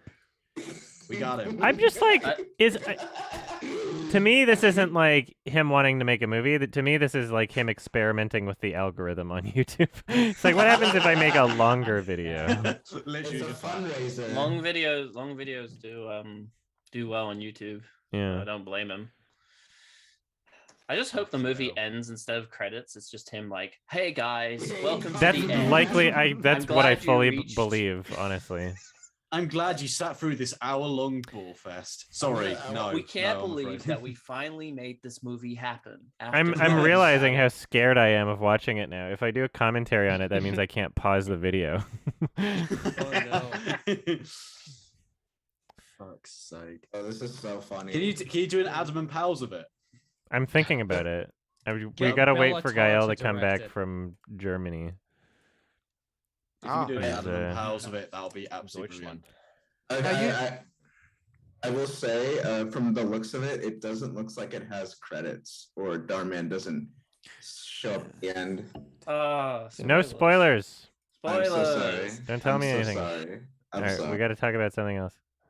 All right. Okay. I'm sorry. Fuck. Can we just I put on the I fact bought that- I bought a DVD for conversations with other women. Oh, and is it the good one? I read the reviews to see like if it was the correct one, and as I was reading the reviews, I found your review. Oh. I just saw like a very angry review about the Blu-ray not being the right version. Yeah, well, here's another problem is like when Amazon shows reviews, it can oftentimes show reviews for like the film across different formats. Yeah. Not necessarily the specific like UPC that you bought. Yeah. So that's I realize frustrating. that now. Yeah. I didn't know that. Yeah, so you can sometimes get like negative or positive reviews from someone that like bought the Blu-ray, but even though you're watching the DVD or like a different version of the DVD or something, it'll be like exactly. they think that you're reviewing the film itself on Amazon in that sense. So I don't know. Yeah. Yeah, I did not know that. Mm-hmm. So there's this horror movie that I've been really wanting to see, but I've heard like a lot of people saying it's actually pretty shit. So I've been wanting to like for your opinion on it or anyone's opinion on this. It's called Inside. It's like from the 2000s, I believe. I don't like it. It sounds kind of familiar. Play the Playdead game. That It's game's like a awesome. French extremity thing, I think. Yeah, it was really underwhelming to me. I don't know. Mhm. It was just It's it was me when, really stereotypical, except like I really don't understand why it's well regarded, honestly. I don't know why it shows up on lists for things that people like. Yeah, I trying have to, a question. Sorry. Oh no, sorry, I didn't mean to interrupt. Go ahead. I was just gonna say I've been trying to like delve deep into like more like hardcore like horror because I like kind of like grimy stuff. Like I don't know how you would like call it, but like more like gore stuff, I guess. You mean like Tokyo Gore Police, Hobo the Shotgun, that kind of Yeah, stuff? like that stuff, like kind of like Martyrs. There was a good example. Martyrs. I don't know what it's called. Exploitation. Yeah, did you ever? movies. There was Yeah. this film called like Pinocchio 964, I think that's what's called. That's on my watch list. Yeah, I don't know You might really like what to expect the out of it. Machine Girl is a good one. Japan and Canada seem to really like that like subgenre. There was like this movie called Aftermath, like from the 90s, I believe. Mm-hmm. It's like about this surgeon who I think is like a necrophiliac. I don't know. That's not the one with Charles Dance, is it? He's in like some obscure movie where he's like a crazy insane asylum doctor where he does a bunch of experiments. Has anyone seen this? Alien 3? No, a different one. Actually, I forgot he was in Alien 3. No, it's a different one. And I just remember like after I saw him in Game of Thrones, then I had this memory of this movie, which I wish I could remember the name of it. And I was like, that was fucking Charles Dance, and he played a crazy doctor. And it looked like he was actually having a lot of fun with the role. I actually kind of want to find that movie again. Charles Dance is like, yeah, because I've always enjoyed things with Charles Dance, and he's an amazing actor. He did some weird shit before. Like, have you ever seen Space Truckers? No, he's the bad guy in that. He's the bad guy. I love the sound of that movie already. He's like a crazy mad scientist cyborg person with a robot penis. I'm not making any of this up. It's all in the movie. What? I fucking not kidding. I own it. It's like a Region B, so I had to get a different player for it, but it's worth it. What's it called again? It's called Space Truckers from '97, I think. 96. There we go. It's a fun, stupid movie, and it's got 97. Did you say? I It's think 96 on IMDb. 96. There we go. So that was after Alien 3. Like I was expecting Alien 3 before Alien 3. Okay. Well, that's I don't really consider him to have really taken off until Game of Thrones, as far as I was aware, anyway. But Dennis Hopper is the good guy in that movie. Yeah, it's worth watching just for that, because Really? Dennis Hopper is usually a bad guy. Yeah, He is. And it's got Isn't he? Yeah. Stephen Dorff from Blade, isn't it? From the Oh, sure. director of Reanimator. Yeah, I didn't know that, but I believe it. Yeah, it's a really fun, dumb movie to watch with friends. I highly recommend it. I am definitely going to look at that. That's going to be really fun to watch. I hope you enjoy that. Actually, that's a good segue. I had a question I wanted to bring up. Has anyone seen any really obscure films that were hard to get? Because I have one, but I'm curious to see if anyone else ever had it recently. Well, or recently. ever. I mean, anything. When I was trying to watch Brain Dead for the podcast, That was so hard to find. Exactly, it was so Yeah, hard to find. I it was just a watched bitch. it free on YouTube. I couldn't even find it. I couldn't even find a torrent that Yeah. worked. Lame. Yeah, it's Yeah, that I don't totally know. deserves a restoration for sure. I got a Spanish It does. I Blu-ray. would like to see those re-released. Mhm. I don't know. Oh, sorry. Oh no, go ahead. I was like, I don't know how hard it will be to torrent this movie, but I don't know how hard if it'll be easy to get like on DVD or on Blu-ray in the US. Would be the Stormbreaker movie I talked about back in August. The Stormbreaker. It's Oh. it's based on it's based on a novel by Anthony Horowitz, which on a teenage spy. It's got some really big British actors in it. It's got Ewan McGregor. It's on Prime Video apparently. So I'm seeing one from 1925. Is it just Stormbreaker? No, it's in No, it's America. 2006. It was called Alex Rider Operation Stormbreaker in America. Oh, I hate it. I just hate it. That movie. I hate it when they rename titles for movies just for different Yeah. countries. It's always so annoying. From It's like in the UK, 2006. 2006. That's it. And Oh, it has Alex okay. Pettifer. It has oh crap, Robbie Coltrane, Stephen got a 2 Fry, on Letterboxd. Ewan McGregor. Mickey Rourke, Ewan McGregor, Andy Serkis. Oh my God, you're not kidding. It's got some really big actors in it, but Stephen it was a Fry? really bad movie. Jimmy Carr's in it. Jimmy Carr's in it. Yeah, I'll be watching it for sure. Well, I found one I It thought you is and actually atrocious. if Adam, if you ever watch this, I would be delighted to hear your thoughts on it. But I found this movie, which is part of a longer story, which I won't bore you with. But essentially, I got really into this the Strugatsky brothers. Does anyone know about these guys? These Russian novelists, Russian sci-fi novelists. I went on a huge project. I started collecting all the first editions and shit. And one of their books, it was like a short book. And it's called The Second Invasion from Mars. And I was like fucking around in the Wikipedia page, and it turns out that a Polish director had actually directed a film that was heavily inspired from that and The War of the Worlds, and it was called The War of the Worlds Next Century. And it's a Polish movie from I think 1981. And okay, I see it. Yeah, next in 1981, and I actually managed to find I probably paid like $60, but I found a guy in Poland who's willing to ship it. It was like one of those obscure Amazon sellers that never thought they'd sell anything, and I got a DVD. It's Polish, but it has the English subtitles, and it is fucking great. And I thought that the ending shot, which I won't ruin, of course, was just cinematic. Is amazing. And if you ever see it, I've watched listed. I think you would. I'm like really it, good at finding things. Yeah, I'm really good at finding this one was hard obscure for me to things. find, and I consider myself usually pretty good at finding things. I think it's on YouTube, but I don't know if it's the full thing or not. I know you can watch the final scene, but it's worth watching the whole thing. It's very early 80s. There's like some weird, like the music they play is just old Polish 80s. I mean, it's weird. Sounds fun. I think it's worth. It's called the War of the World's Next Century by Piotr Shulkin. Yeah. No, I'll be able to put that on my bucket list that I recommended that to Adam. Awesome, thank you. It's on my watch list now. I hope you enjoy it. A really cool poster. One quick thing. Oh, sorry. Go ahead. It has a really cool poster. Oh yeah, no, they have awesome fucking posters. I don't know who the artist is for that movie, but they have some awesome. Look up some of the other ones. They did a few and they're really cool. Are you talking about the one with like the big smile? Yeah. Yeah, that does look cool. The cool. DVD I have is different. I'll show you. Hang on. Very interesting. DVD. Sorry. I was going to expecting say a phone call and I just saw I missed it.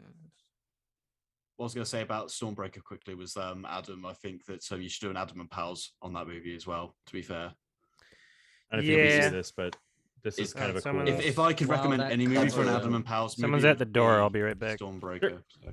Yeah, it's got a pretty cool cover too, though. Skeletons. But the clothes put that in are the like skeleton memes page. Yeah, yeah. It's a really cool film. I really think you guys would enjoy it. It's pretty. It's surprisingly hard to get a hold of, though. Yeah, I'm looking at the poster for Stormbreaker right now, and it looks like some sort of a Spy Kids ripoff. Yeah. I was going to ask. Did you say amazing? I was going to ask. Did you say you're recommending that because it's good or because it's fun bad? It's a fun bad movie. Fun bad. Okay. It's basically the director was a guy that's only directed basically episodes of TV shows in Britain. Only like British TV show episodes. The cast was really big in Britain because it's like Anti Horowitz had written all of these books about Alex Rider and everyone was clamoring to see this movie, and when it then came out it was pretty terrible. It bombed quite badly. The reviews were not very good, and Alex Pettyfer basically got slated for being a very boring and very terrible character. Like Stephen Fry and all that it's like heaps of praise on them, but Mickey Rourke was again just Stephen Fry's in it for like a second. But he was good in it. He was fun in it. I never know what to think of Stephen Fry. He plays like the same character in every movie. No offense. I love Stephen Fry, but like he does better though playing the same character in every movie than someone like Ryan Reynolds. So yeah, The Rock. The Rock has to be in a jungle in every fucking movie. I got Gosling and Reynolds mixed up. The fact that Dwayne The Rock Johnson is such a bland actor compared to Dave Bautista is absolutely beyond me. The fact that Dave Bautista is a much better actor than Dwayne The Rock Johnson is. I will say to his credit though, like if I want to have a beer with someone, The Rock is right up there. Oh yeah, definitely. I would say he sounds like an awesome fucking guy. In terms of wrestlers turned into actors, Bautista's probably the best example. I would say that one. Okay. Yeah, like that one scene in Blade Runner 2049 is better than anything The Rock has ever done. Exactly. No contest.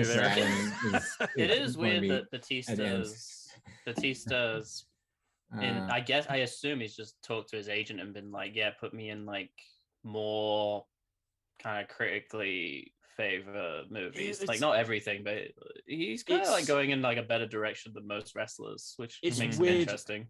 It's weird with Dave Bautista because like I think there was an interview that came out recently. He basically said that if he was gonna jack in acting completely, it's like if he didn't get the Guardians of the Galaxy gig. Like when he got the Guardians of the Galaxy gig and became Drax, like that changed his whole career completely. Like he was. Who was Drax again? Dave Bautista.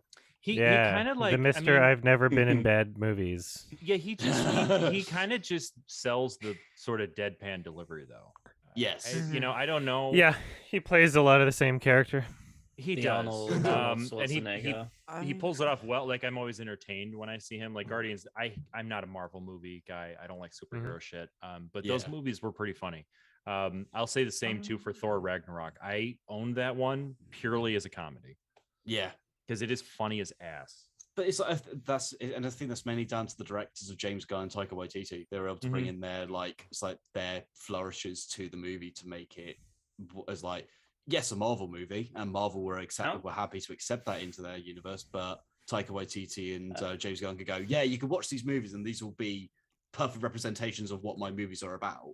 Yeah, they made it watchable for me, honestly. Oh yeah, because I can't do Marvel movies other than that. How much say do they get though? I don't believe they get that much. They don't get a lot of say, but it's like what was it? There was an interview that Taika Waititi did.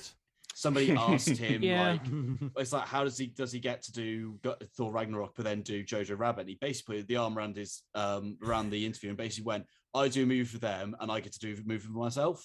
So basically, he follows their rules and follows what he needs to do for those movies. So he basically said what everyone already assumed. Basically, yeah. He gets to do whatever he wants on other movies, but he's able to. Yeah, he gets to dress up as Hitler. Yeah, I like that movie. Jojo Rabbit was great. Yeah, I enjoyed it a lot. I enjoyed it a lot. I don't know. My grandfather was there when he was actually not. He was like 13, I think, when the war ended. And I don't know. I kind of want to make him watch that, but I kind of really fucking don't. Yeah. The kid from Jojo Rabbit was in a movie called Silent Night, and it's kind of like a weird horror drama comedy sort of thing. It's really weird. I saw it at TIFF, and it's not even like an amazing movie, but he was really good at it. He's actually one of the better child actors, I think. Yeah, he's great. Yeah. They're so hard to come by. From Jojo Rabbit was in Home Alone. The new Home Alone where they made there's a new one. I haven't seen it, but I've seen it looks like ass. It's one with I saw the trailer. It looks like absolute cancer. Why are they all British? I'm like, I keep asking people, and then people give me different answers, and I'm some like, of that your doesn't people make do sense. move here, Occasionally, your people Home Sweet Home Alone, is that the new one? No, but you make a conscious decision. Oh, it's a Disney. I guess it was. Was it Fox beforehand, and now it's yes, it was. Probably. Wow. So Disney just made wow. This looks hilarious, and I'm never gonna get Disney Plus. No, me neither. I don't blame you. It's like even the things that I like that are on Disney Plus, like The Simpsons, like they're still just censoring it anyway. So it's like, well, I'd rather just have the DVDs. Yeah, they're doing the really shitty thing of removing bits and pieces. Like I think you said in Sardonicast that like with Warner Bros. In the when they released the DVDs about the Looney Tunes, they've got things and they're saying some of this stuff is part of its time. These do not represent our views now, but Disney just removed them. I find that never happened. I find it interesting that when Disney Plus started, Disney took all their property that they had on Netflix and just brought it over to their streaming service. But with Warner Brothers, they haven't really done that with HBO Max. I mean, there's enough exclusive content on HBO Max already, like their HBO shows. I think that's what people really use it for anyway, to be honest. I don't. It's like have Disney moved everything over? Because I'm sure pretty much. Depending on the licenses that exist for streaming services like Netflix to use either Disney or Warner Brothers media, that's all just based on like contracts that might be over a certain amount of time. So I don't know if this is still the case with Canadian Netflix, but for a while, all of the Disney stuff was moved off of American Netflix, but it was still on Canadian Netflix, and like new Disney movies were still appearing on Canadian Netflix because it was a part of the licensing contract over a certain amount of time period, right? That wasn't ended yet. So they have to fulfill their contracts before they can remove all of the content off of whatever streaming service. So maybe that's what's happening with Warner Brothers. I don't know, but like it's not something that can happen immediately either way. Interesting. I didn't know that. Has anyone else had problems with VPN on Netflix lately? I don't It just use stopped VPN, working for me. so- I've been pretending to be Canadian for like 2 years. Finally cracked down on it.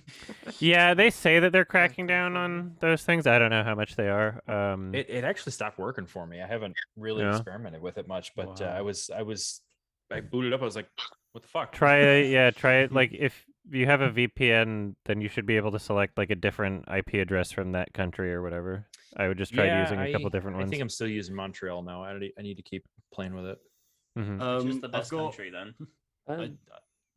Sorry, guys. I just want to quickly talk about. Have any of you been got? Is like I've been keeping. It's like, oh, what's happening with Star Trek Discovery at the moment? Because it's really shady what's been going on with that. So I actually only saw like the first 2 episodes when it first came out, and I've been meaning to check it out pretty much since then, and I never got around to it. This is the thing. So in America, you guys have got Paramount Plus, so you guys can go and watch seasons 1 to 3 of Discovery, but season 1 to 3 of Discovery got removed from all international streaming services like Netflix and so on, and you cannot watch them now. And I guess you have no choice but to move here, don't you? But we can't, and also they can't, and they said, oh, you can only watch on Paramount Plus, but we're not getting Paramount Plus until next year. So yeah, and they also tried to say you couldn't watch any of the new season of Star Trek Discovery that was coming out this month. But they've now come back on that and they said, oh no, all the new season has been put on Pluto TV, so you can watch it on Pluto TV, but you can only watch like the new episode when it comes out. But they only did that very recently because the massive backlash from all the actors and the fans going, what the fuck? Like, we want to watch this product, but you're not letting us. What the fuck? Yeah, there's a lot of people at the top that just aren't even aware, like what people outside of America might have to do to get content. Like the only reason I'm able to get HBO Max is because I'm using a VPN router. Like it's not in Canada. So outside of America, where might that be? I don't understand. Yeah, exactly. It doesn't exist. But it was just the main thing that annoyed me from this was that they announced that they were removing Star Trek Discovery from Netflix in all international territories 2 days before the debut of season 4. Literally, like That's funny. A couple of days before, and they just went, "Oh yeah, by the way, it was like immediate too. 1 to 3, bye," and just left it. You're like, that's really funny. What the fuck? That sucks.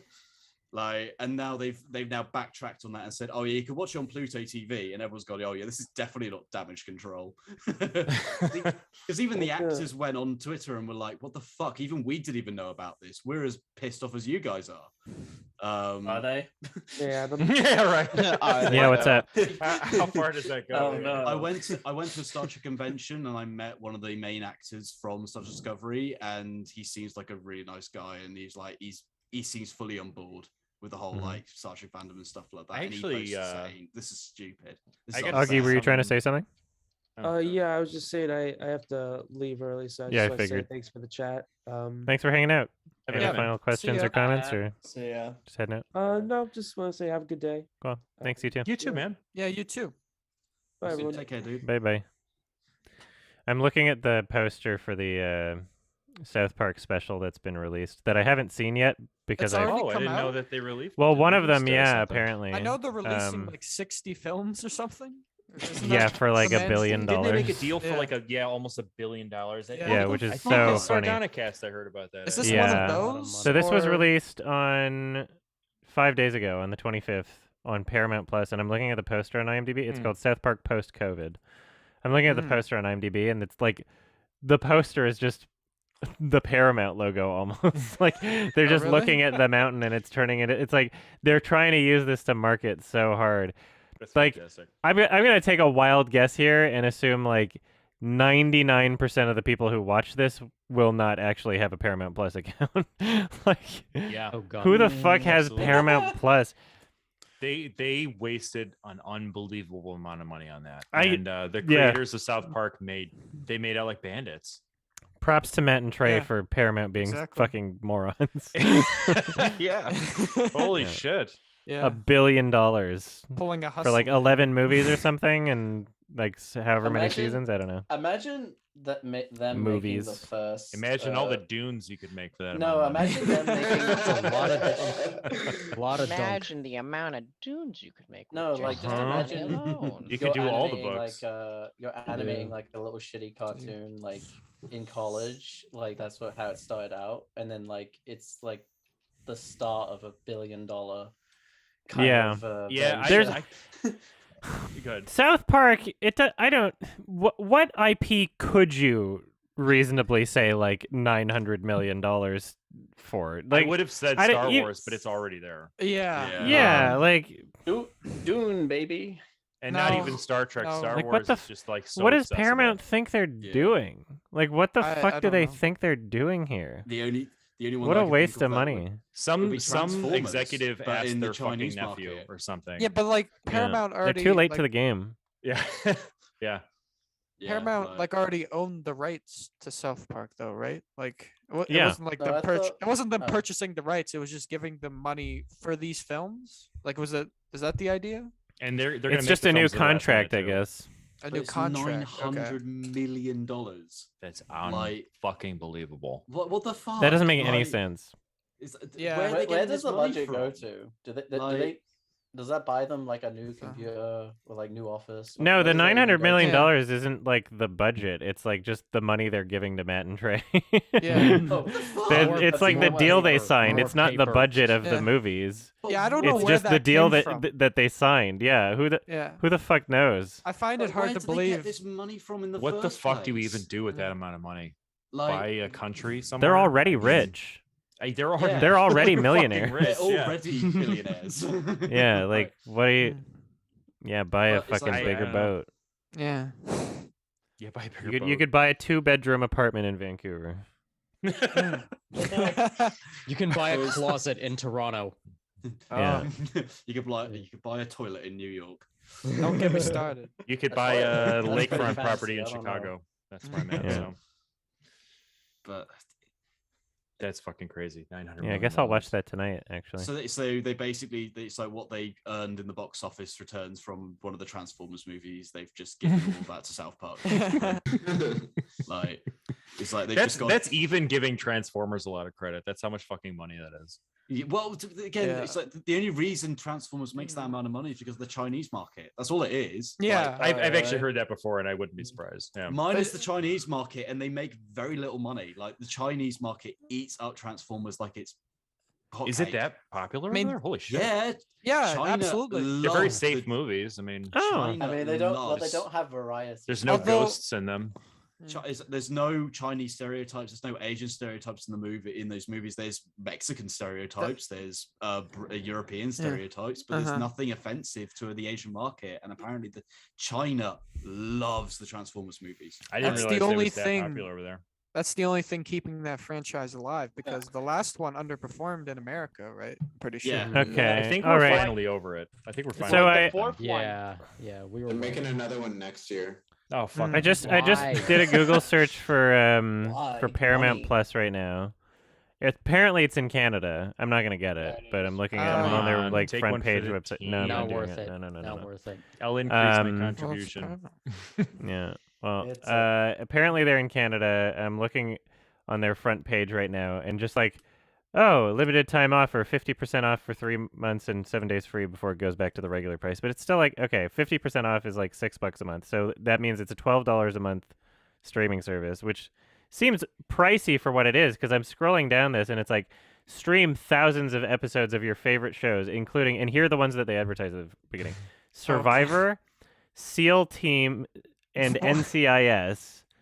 As well as care about any of classic those things. hits and exclusive original series, all commercial free. And now I'm just looking, it's like NCIS Los Angeles, Blue Bloods, Bull, NCIS, So Survivor, Parks- Winners at War, The Unicorn, The Neighborhood, SEAL Team. And like South Park isn't even on the front page Yeah, here. Like you what would the think fuck? that'd be one of the main ones they Shit. had. Yeah, like what are all these Like billion nonsense That things kind of I've money, yeah. I gotta sign up. Oh, like the in Twilight. Canada, South like Park. 24/7 live Netflix. news. You can South watch Park. CBS and CBSN. Wow. Got as much stuff as Quibi. I mean, I'm assuming they have Nickelodeon stuff on there because that's all Do they? owned by Viacom. Oh, Yeah, I do think they? so because Viacom If anything gets owns me to sign Paramount, up, ironically, Or it'll be that. Viacom What also if- owns Nickelodeon. So Maybe I'm just I think looking they'll at the have Canadian Nickelodeon stuff. website and like the content's just that much worse here. So maybe much the licensing hasn't fully carried over. Because what's funny is that I get HBO Max with the VPN router, like I explained, but the alternative to that, if I wanted to do any HBO thing in Canada, would be like I would get something called Crave TV, which is like owned by one of the 3 big telecom companies here, and then you get the HBO Max, the HBO add-on, but it's not HBO Max, and you don't get like the same day release for movies, and you don't even have like a tenth of the catalog. Like you can't even just watch like most of the shows I want to watch. So it's like, fuck, like what's the point? Why do you? It's funny you mentioned Why is the Crave. library different? Give me It's the like same South Park. library. Is South Park possibly on Netflix in Canada? Because South Park is on Oh, Netflix in I the think UK. actually South I don't Park. know if it is. I I don't know. Yeah. I don't think so. I don't think so. Yeah. South, don't yeah, see it because there. it's like I think 8 seasons of South Park are on the UK Netflix. That's the only way we can watch it. Why do they I do think that? South Park Why is it only a certain amount of Hello. seasons? That No They do that idea. with- they do I that with literally SpongeBob. no I, idea. that's so weird when they do that. Like, I think it's like the latest, the 8 latest seasons of Yeah. South Park are on there. They don't have any of the older seasons, which is like that's the stuff I want to watch. I don't want to watch Yeah. any of the new ones. I want to watch. I the don't older want to stuff. go too far back. I actually ju- tried watching it from the beginning a couple years ago, and like the first season didn't age super well. Oh, It I- was I just tried- like it's not very edgy, like toilet Yeah. mouth humor, Yeah, and that's it what. got really like for its aware. I mean, for its time, that was something crazy. It was like you Yeah. can't do that on television. Like that's what helped it be Absolutely. popular, right? So Season 9 is when it got like kind of like more structured and like more had like a More very focusing big on- point. Yeah. Yeah, once it started reflecting like actual events, Current that events. were going on, that's when it Yeah. started getting really good. I in feel my like opinion. So South Park in Canada is on Crave. Oh. Okay. so that's not even. Yeah, that's such bullshit. I'm never gonna get that. It's nonsense. How Adam? How do you the way they depict Canadians? Oh, I don't care. Nobody gives a shit. It's very accurate. Is it? Yeah, our heads are actually shaped like jars, as you can see. Yeah. Terrence and Well, Phillip. what's funny, they have the Terrence and Phillip show to be like, ha, Canadians just like fart humor, and then you look at a show like Kenny versus Spenny, and it's like that's kind of what that is. Yeah. One of the best shows ever. Oh, do you watch Spenny's like live stream show? Yes, No. a live stream show. They're still doing Yeah, stuff? it's the worst fucking thing ever. I know they did- It's called like Spenny Talks Sex or something. I know they did the Pandemic last year, but that didn't really go anywhere, did it? Like afterwards. It was just supposed to be like a single special anyway, and yeah, it was. I don't know. It was I underwhelming didn't know they for were me. still doing stuff. Yeah. Spenny's trying to do stuff, and What's then Kenny, Kenny I doing? don't know what. Live I think I music. think he's just a good businessman, Mhm. like behind the scenes. Yeah. Well, he owns that restaurant, right? Mm. Because you Oh. interviewed him, Adam. Yeah. Didn't you? Yeah. Oh, did you? Yeah. I missed that one. Shit. Yeah, a few years ago. Huh. Mhm. I have to look for that. Yeah, because you did it in his restaurant or whatever. Mm-hmm. Yeah, I forget what the restaurant's called. I remember you talking about interviewing Hugh Bowl, and you went to Uwe his, Boll. didn't you go to his restaurant? Yeah, well, no, I mean, I went to his restaurant to eat food, and he happened to be there, and I got a picture. But Oh no shit. Was he Okay. cool? I mean, I wasn't, Do you I think didn't he's have like cool? a full conversation with him or anything. Hmm, fair enough. Just So sort he of didn't snapped a challenge picture you with to a him. boxing match. No, not yet. He It's was such a nice. sh- Mhm. His food's a lot better than his movies. Yeah. Mm. It's He's got such a he had great shame- food. It's such a shame his letterbox account was deleted because there's some great stuff on there. Yeah. I Why heard did it about get that. I was deleted? late to the party. Why'd on it get that one. deleted? Not porn. 0 out of 10. Yeah, exactly. Is that actually one of his comments? Yeah. No Well, one shit. of them he goes like, "I got a boner watching this. Nice movie." That was one Sounds of like his- There were a lot of accounts that showed up after the fact pretending to be him too, though. So Oh, who knows? Yeah. There was only like one original one, and then everything. If it was like Uwe Boll came back on Letterboxd, it wasn't him. My Guess that's favorite not one. surprising to me. my favorite review of his was probably for Raiders of the Lost Ark, where he's like, "Damn you, Spielberg, for ripping off my family's life story," or something. Pretty good. It can't be real. I want to ask him more about his family's life story then. I'm interested to hear the life story now. He hooked me. Did anyone hear about the stop frame animation movie Chuck Steele, The Night of the Trampires? No. What? I will. No. There is the trailer. Go watch it. I haven't seen the movie, What? but What is it called? it's Chuck Steele, Night of the Trampires, and it's So basically vampires, but they're tramps. It's vampires that are tramps. This is from 2018. It only got released in cinemas this month in the UK, but I don't know if it got an international release or not. So this is why. Shout out to IMDb for like when you click on a trailer, they show you another trailer before the trailer because you have to watch an ad to watch an ad. Yeah. Go fuck yourself. Yeah. IMDb. Shout out to. Has anyone seen Midnight Mass? No, no, I have not. That's the Netflix show, right? Yeah. Okay, Yeah, I it's started the Mike first episode Flanagan. and got busy with stuff.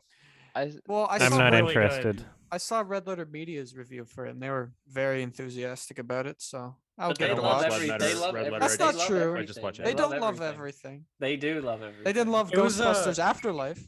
It was very good. Jay, I'm not a huge fan of Mike Flanagan, and I enjoyed it.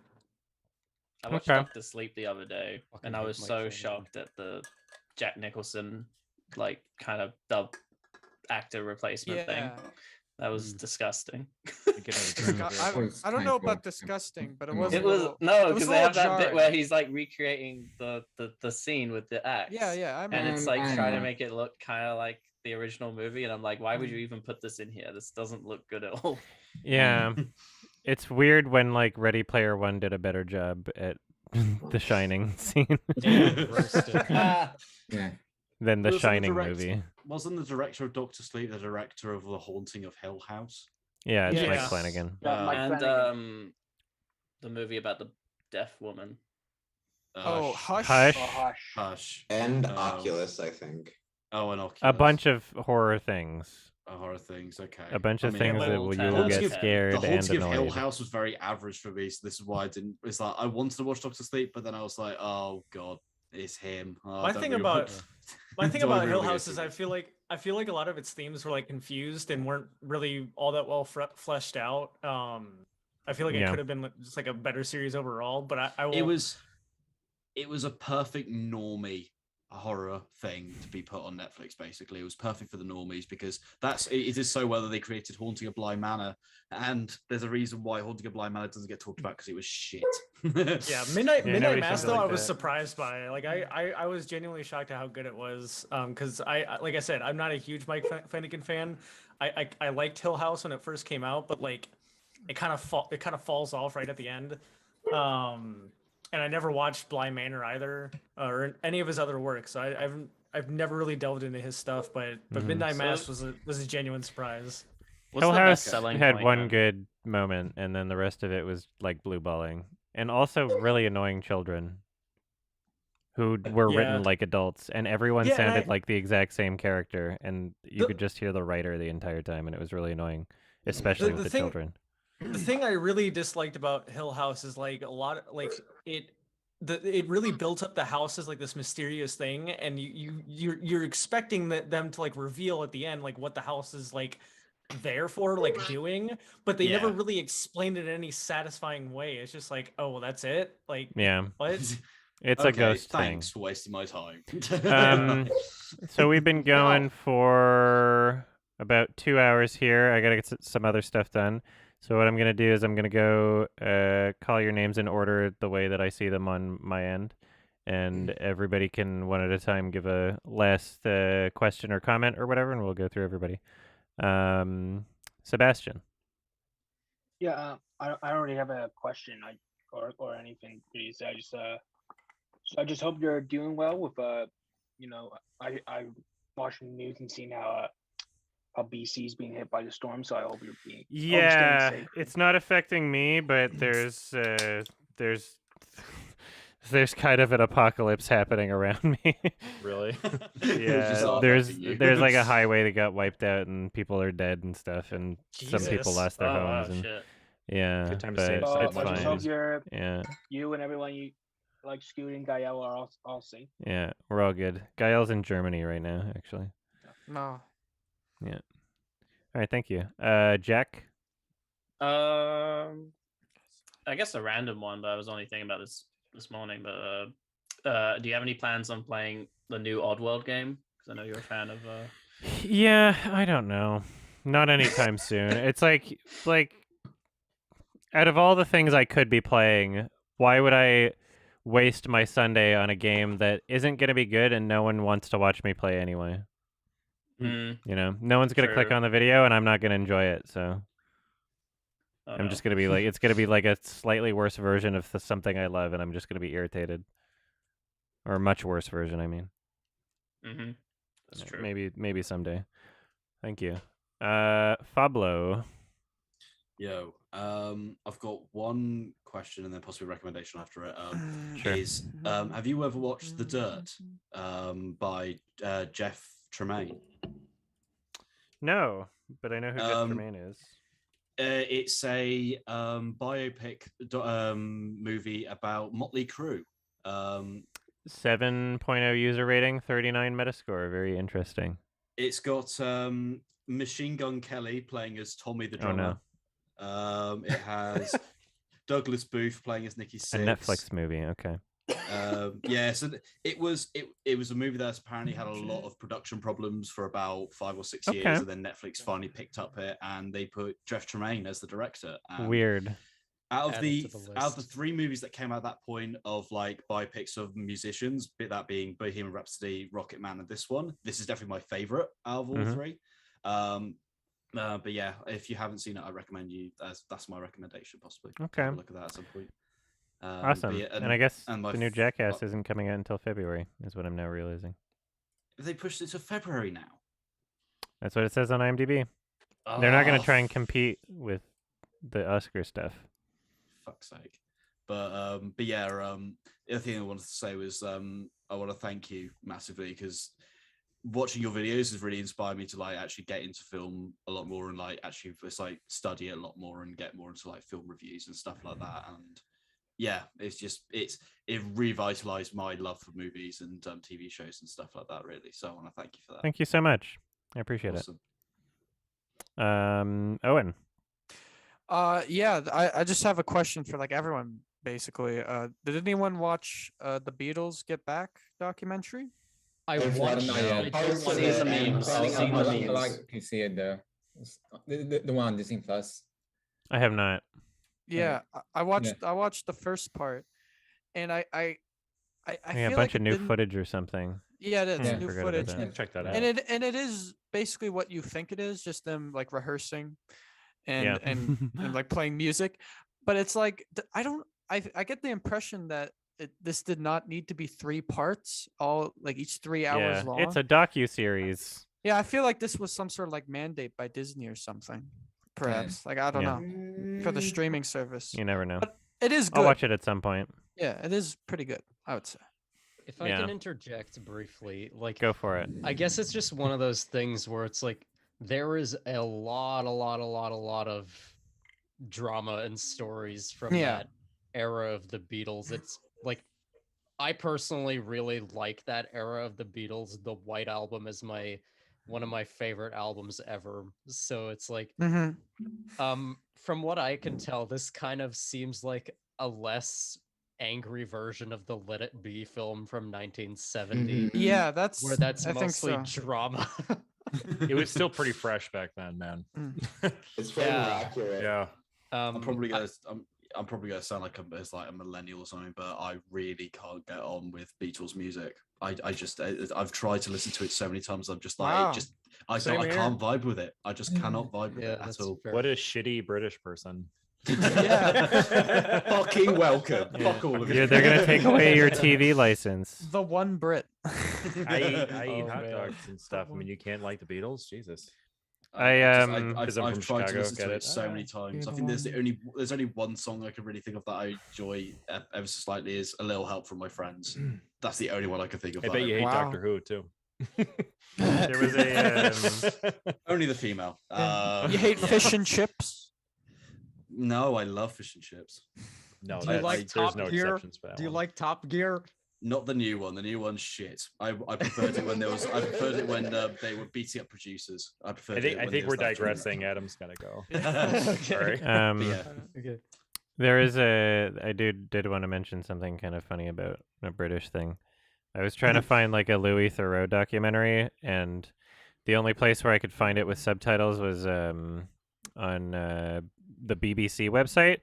And for a lot of like, if you know, the cable has been accessible on the internet for a while for many different channels, but my experience has been like, oh, you try to watch something on the internet through like a cable streaming thing, and it'll be like, okay, what's your provider? And you have to be like, oh, I pay for this sort of thing. But for the BBC, all I needed to do was just have like a VPN, and then I created an account. I didn't need to like prove that I, lived in the UK. I just put like a fake thing. And then it asked me, do you have a TV license? And I clicked yes. And it asked no further questions, and I was able to watch it. I just had to say yes. Talking about that license thing. It's like, yeah, like you'd think that if it's an official government license that I would have to put like a number in or something, but no. I thought the TV license. It was Alex talking about that. As Alex basically pointed out inside Oedekerk, it's just a massive scam at this point. You don't. It doesn't really make need any to pay sense. for it. You don't really need to like pay for it. There's might be somebody that turns on your door to say that you have to pay for it, but he has no legal standing to make you pay for it. Basically, That's really, he has no that's legal really standing funny. with fines. It's really funny. All right, Chris. Yeah, this was just a question I had in mind, but it kind of became a bit of a topic during the Hangout. But when it comes to wrestlers turned actors, would you say that Dave Bautista is like an exception as a good actor when compared to like The Rock and John Cena? I mean, that's a low bar, but sure. Yeah. I couldn't have put it better myself. He doesn't have to. He's in more serious movies as more serious characters. I don't know if Yeah. I've seen a lot of range from him or anything. Okay. He's yet to appear in a Fast and Furious movie. I mean, Yeah, if you like, consider comedic he's in different characters types of movies and then almost. serious Is- characters, then that is somewhat of a range. Not like a whole lot, but He's was not actually decent. I in that don't one where know. America Has a Civil War. Somewhat. Did you see that one? He's like No. in Boston, and he's like a war vet, and like a civil war, like a modern civil war breaks out. It was on Netflix, I think. It was kind of decent, actually. Let's It wasn't see what terrible. this movie There was is. a Sky Cinema movie where basically him and Pierce Brosnan had to take down terrorists who were trying to blow up a football stadium in the UK. yeah. Ooh, you said a lot of stuff there that grinded my gears. Yeah, I don't know. Pierce Brosnan, He's I haven't seen him do anything where I would be like, yeah, what an amazing great actor or anything. I've just he hasn't ruined movies or anything for sure. I think he's probably a But better he's- actor he's than The on- Rock He's and on the right John track to Cena. become a great actor if the more years, Not Yeah, if ruining he- movies is actually pretty. sure. It's actually saying a lot. I mean, he's Yeah. already like 50 years old, so Well, it's not like yeah. he's a young guy, you know. Well, Samuel L. Jackson never got into acting until his 40s. Yeah, that Morgan is that Freeman true? didn't. I think so. Didn't Yeah. get into acting Yeah. until he was an old man. Yeah, all right. It's never too late. I mean, I don't mean to sound ageist or anything. Like he's really good. All right, Christian. Yeah, this is my first Hangout. I kind of never thought to check to see if you had a Patreon for some reason. So I Welcome. subscribed newly. I would have done it before if I'd realized, but I just want to say thank you. Similar to what Fablo said.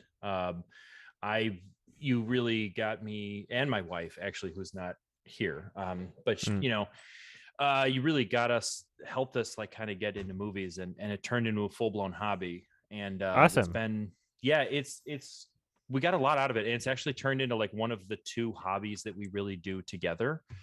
We both got letterbox accounts, and I started writing reviews, not to, for other people, but really just to kind of think more constructively about films, and my wife and I have been huge fans of yours for years now, and Awesome. not just entertaining, but just we love listening to you. Every time you drop a new video, like I'll come home and my wife will be like, "Oh, he's got a new video out." I'm like, "Fucking put it on," you know. And no, we're both babe, huge it's fans of 3 yours, p.m.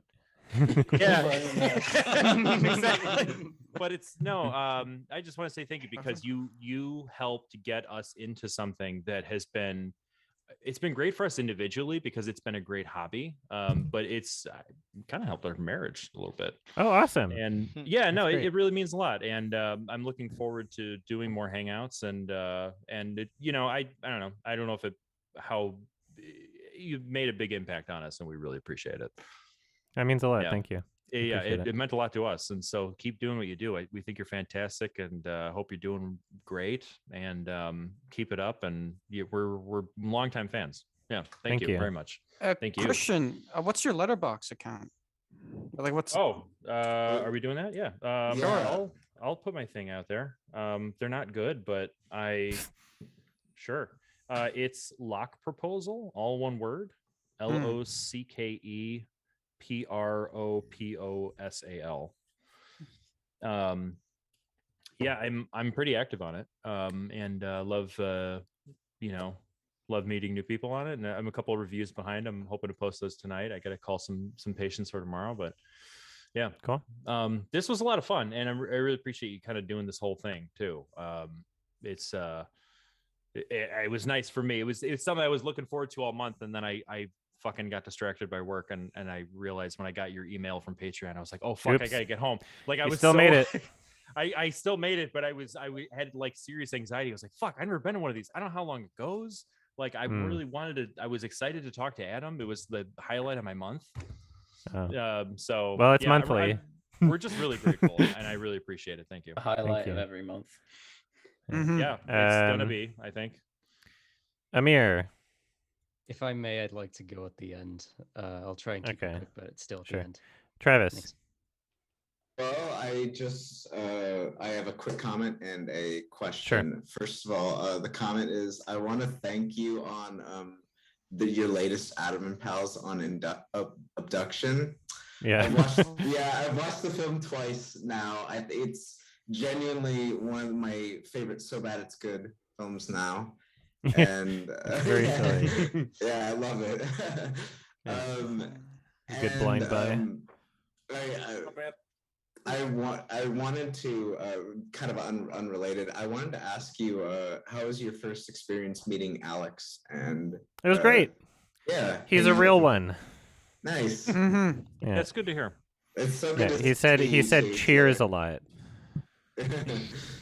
Oh, cheers, Isn't he from New It York? was his catchphrase. Cheers, for buddy. sure. You guys. Yeah, he was very easy to get along with, very agreeable and accommodating, and yeah, it made the trip work.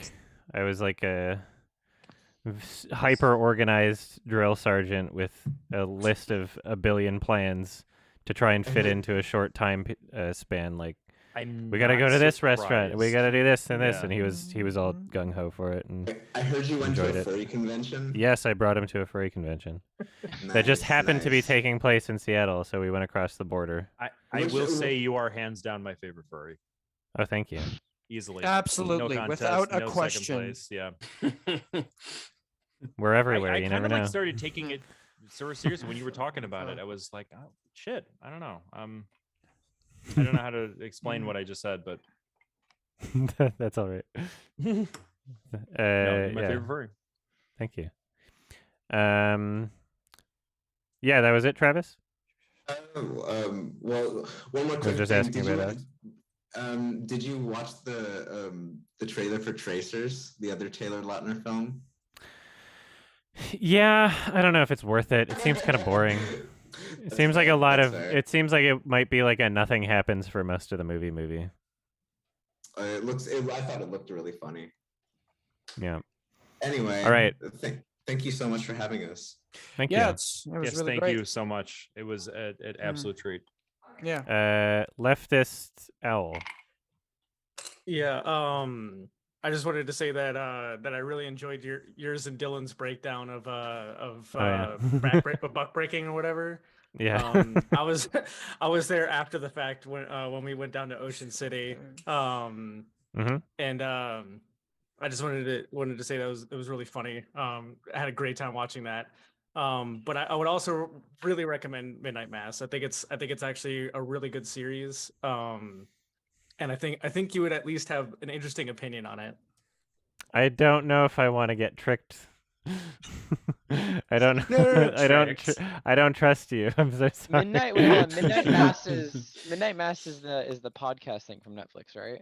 I cannot be. It's I don't want to get Flanaganed again. I mean, that's I haven't fair. enjoyed a single thing that he's made. That's a good term, Flanagan. Flanagan. I mean, that's if fair. I watch it, it's not going to be anytime soon. I'm not saying I'll never see it. I'm just like I can't right now. That's fair. I like I said, I'm not a huge fan of his other work either, but I really enjoyed everything from Midnight Mass. I think it was very well executed. Okay, thank you so much. Also, thanks to the 2 people who just followed me on Letterboxd. That made me happy. You're very welcome. Very epic. Shoot, I That gotta was, find that your was nice. letterbox. That was a Happy treat. boy. Rock? Is that how I pronounce Yeah, your name? that's right. Or OCH? Thank you. Yeah, right. So I had 2 like really small questions and then a recommendation, but they really Sure. are Go for it. really quick questions. So I know you had taught, or you always bring up when there's like a really bad soundtrack in a film, as in like songs that were pre-written and then just pumped into the movie. Do you think they do that on purpose for reviewers like you to make it harder to make videos? Well, I don't know. I think there's a difference between a composer that's actually trying to like express something and pay attention to like, oh, here are the themes of the film. How do I want to communicate that? Like Johnny Greenwood or somebody, right? Versus a composer for like World War Z, where it's like you're there to get the job done in a very matter-of-fact way. So you're there to technically, oh, the characters are being chased. We're gonna go da da da da da da da da da da da da, and then they're hiding. We're gonna go and that's it. Like it's there, it's just formulated to the point of just not even mattering. And so Gotcha. yeah, Well, I meant more like when they throw like a 21 Pilots song into the movie. You mean pre-existing licensed music? Yeah, I mean it depends how much I might want to use of it. I'm usually pretty good at editing around stuff, so yeah, I think that is. It depends on the context of whether or not it's lazy. My question was, I know there was like a bunch of riffraff about like the Spider-Man trailer having like invisible punches and stuff like that. But I was curious, do you think it might be like a good idea for trailers to actually be completely separate from the film? Because I know a lot of times trailers end up spoiling big aspects of the movie. Do you think it would be interesting if they started to kind of film the trailers separately and then have none of the footage from the film, or even just at least alter it? That's an idea. You can solve the problem in a different way by just making better trailers. I don't know, like if you watch the trailer for like The White Ribbon, you can get like a perfect feel for what the movie is without necessarily being spoiled for the experience. So it really just depends on how you're marketing your movie or how much control you have over it. I don't know. I don't really feel like I got too spoiled on Spider-Man from the trailer existing. I think that they are conscious of what they're doing, and I think that they know that there are going to be nerds looking at it and generating hype that way. I think that word of mouth is something that they intend to have as part of their marketing. So, gotcha, that makes sense. And then I'm not sure anyone who may have heard of this. It's being produced at the moment on YouTube, and it's definitely not for everyone. But it's called Hell of a Boss. It's an animated. Oh yeah, I'll be watching it. I think it's Good show. fantastic. So I It's a recommend it. hell of a boss. You said it's called? Honestly, Me too. Yeah. it's hell Okay. of a like all as one word, and it's co-written by hell of a. Hell of a Vivian boss. Vivzi. Morano. it's co-written by Brandon Rogers, which is probably the only reason I like Oh, it. cool. Oh, so it's dope. 'cause- Yeah. Last episode had a villain song with 2 Broadway stars. That's pretty dope. Oh, I've very added, cool. like, a bunch of Yeah, I stuff to haven't my watch started list here. that. I need to get in the mood, but I'll probably enjoy it. I like Vivzi, so Yeah, no, I think it's great. So that's all. Thank you. awesome. Thank you. Salamancer, hello. Nope, I got nothing. Okay, bye bye. Machine. I mean, I didn't really.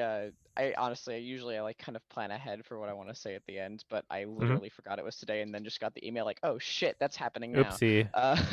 Oh my god, I was but, dropping off blood when I got the email, and I was Oh like, my "Oh, god. fuck, I gotta go home." Like, I know what you mean. Nothing specific, but yeah, no, you're definitely my favorite like movie review YouTuber, and I didn't Thank you. know for the longest time until like probably like a year and a half ago that you're also my favorite furry YouTuber. Cause Yay. oh shit.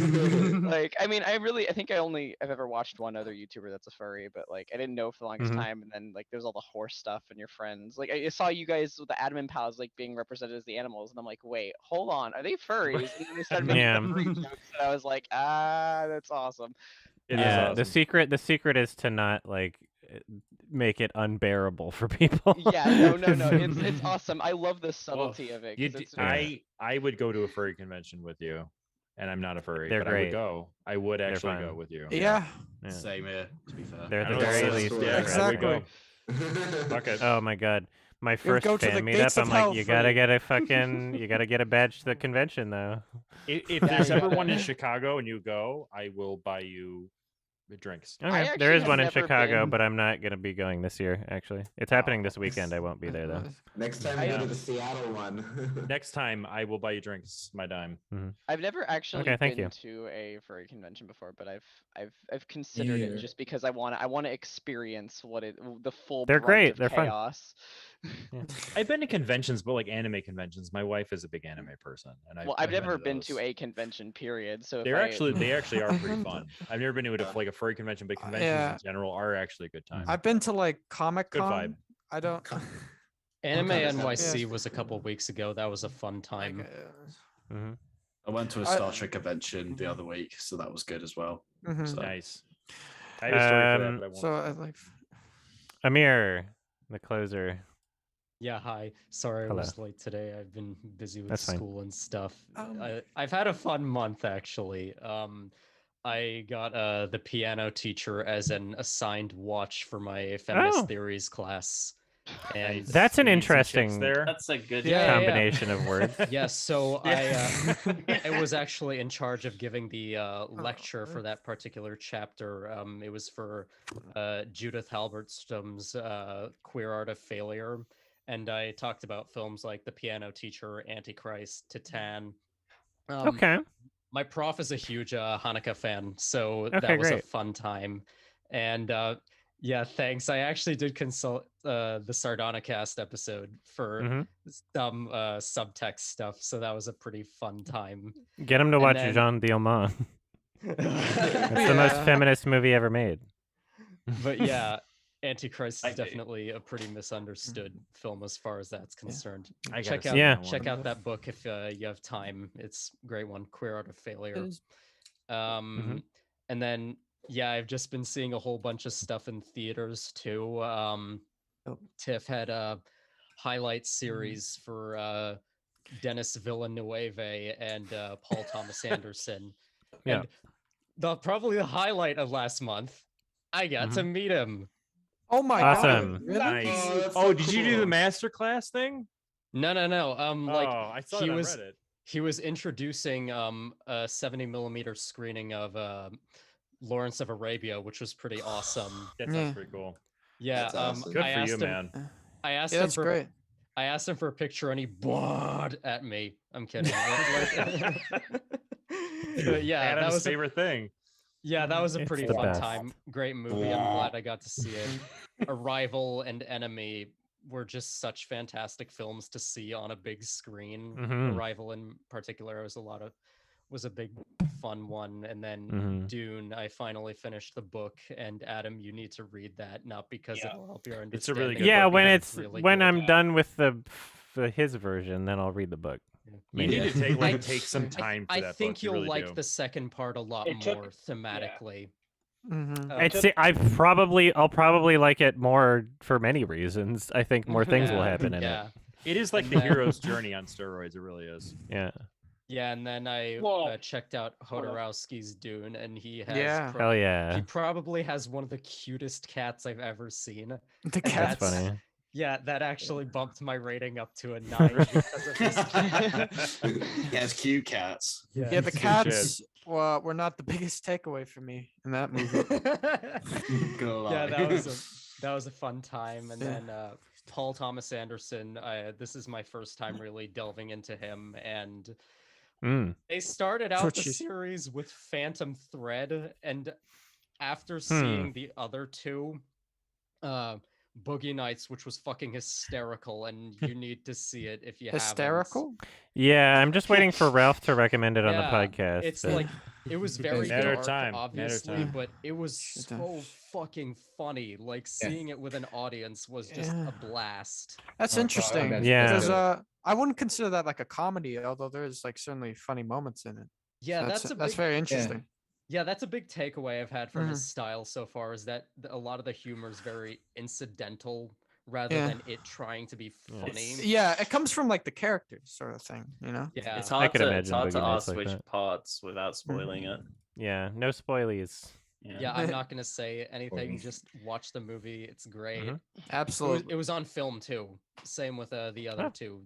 The Master Very was nice. probably my favorite of the Oh, The three. Master's such a good film. I gotta Yeah. rewatch it. Absolutely. Probably It's so best good. film about a cult I've Philip ever Seymour seen. Hoffman is I miss Mhm. him. I really Yeah, do. I definitely Yeah. put that performance up He was there so with the fucking good. Synecdoche for me. And with that, Adam, I Yes. am abso-fucking-lutely dying to know more of your thoughts on Phantom Thread because I looked at your quickie and it was mostly, "Hey guys, I'm sick." Yeah. Yeah. Well, yeah, I've had Yeah, more it's like- time to think about it. I think I mentioned it. I think I mentioned like something about the soundtrack choice on Sardonicast, or maybe I mentioned it in the quickie. I don't remember. Did you talk but about it on Sardonicast? I don't. Well, I mean, we they didn't. talked about it I when they don't talked remember about the didn't, Oscars. happening. Mhm. Yeah, it was in the Oscars, so we didn't actually recommend it for Sardonicast or anything. But No. yeah, there's really interesting like soundtrack choices in that film that I really like because like the reverberating sort of like dum dum bum bum bum bum bum bum, like it's the way that the notes are spaced out and the last one being hit. It's like you have like one of those like balls attached to a string that you drop on like have you ever seen those? They like hang from a wall, and so Like for like you a have like one garage, note like when you're parking your car. No, Am no, I- it's am I like a totally musical off? thing. No, Okay, Yeah. I'm way off. I'm sorry. And it's like so if you could imagine like this part of the guitar or something being on a wall, and then you have like a string attached here, and then like a ball that you just like drop, and then the note is gonna go like bum bum bum bum bum bum bum, right? And although Oh, yeah, I'm not saying that that's what they did to achieve the sound, I'm saying that that's what it sounds like, and the imagery of that being, you know, the string, the thread, the phantom thread, you know, like that. I just found that Right. to be like an example of like, oh, how do you, you know, communicate a soundtrack and still do it with purpose in the themes of the film. And I thought that, you know, when that kind of like clicked in my mind about, you know, the way it sounds and how it fits in line with what's happening in the film and thematically. Yeah, and- a silent voice did something similar where they recorded a lot of the piano pieces with the mic inside the piano, where you could hear a lot of the shifting of the that's cool. piano chords and all that. Yeah. What was it Yeah, that pushed it up to a 10 out of 10 for you? I don't know, just rewatching it and just loving it. And I saw it on my 4K Blu-ray. I was drunk and I was like, why isn't this a 10? It's your I favorite picked it up, film like, of right after the movie. 2017, right? Yeah, I would have to say so. Yeah. Oh, speaking of music, Adam, your music is dope. Thank you. Yeah, It is. I appreciate it. actually Very excited for the vinyl. Yeah, I actually got a COVID unit full of nurses listening to it one night. So you entertained a COVID unit of nurses one night, and it was a memorable moment. That's great. Yeah, it was a good So time. sorry. Yeah, What's so that? like next month I would have seen There Will Be Blood. I have a big plan for it's so that. good. I'm gonna try and rent out a So lecture good. hall after hours just to see it on a big screen. I have connections. I would go to that lecture. That sounds awesome. Yeah, I'll just ask if I can like borrow it, and then like I know this has to be seen on a big screen, so I definitely want to have my first watch be a really memorable one. So You don't want to watch it on your fucking phone. No, I'm gonna watch it on my Game Boy Color. I gotta wrap this up. Thanks Yeah, for the that's fine. super I'm all chat, done. Thank you. Dull. If that's how I say it. Thanks for the super chat. The Hangout date will be updated on the page where you see the tier thing. So just refresh the page sometime in the next like couple days. I'll probably be updating that very soon. I might even update that today because second half of December I'm going to be busy, so we're probably going to make sure that it's in the first half. So keep an eye out for that. I will adjust my schedule this time accordingly. Go on. Thank you all for joining. Good luck on all your future works. Thank you. And thank you in advance for your future works. You're the best. Absolutely. Yes. You're the fucking best. Simple as that. Thank you so much. Thank you Peace very out, much. everybody. See you, Thanks dude.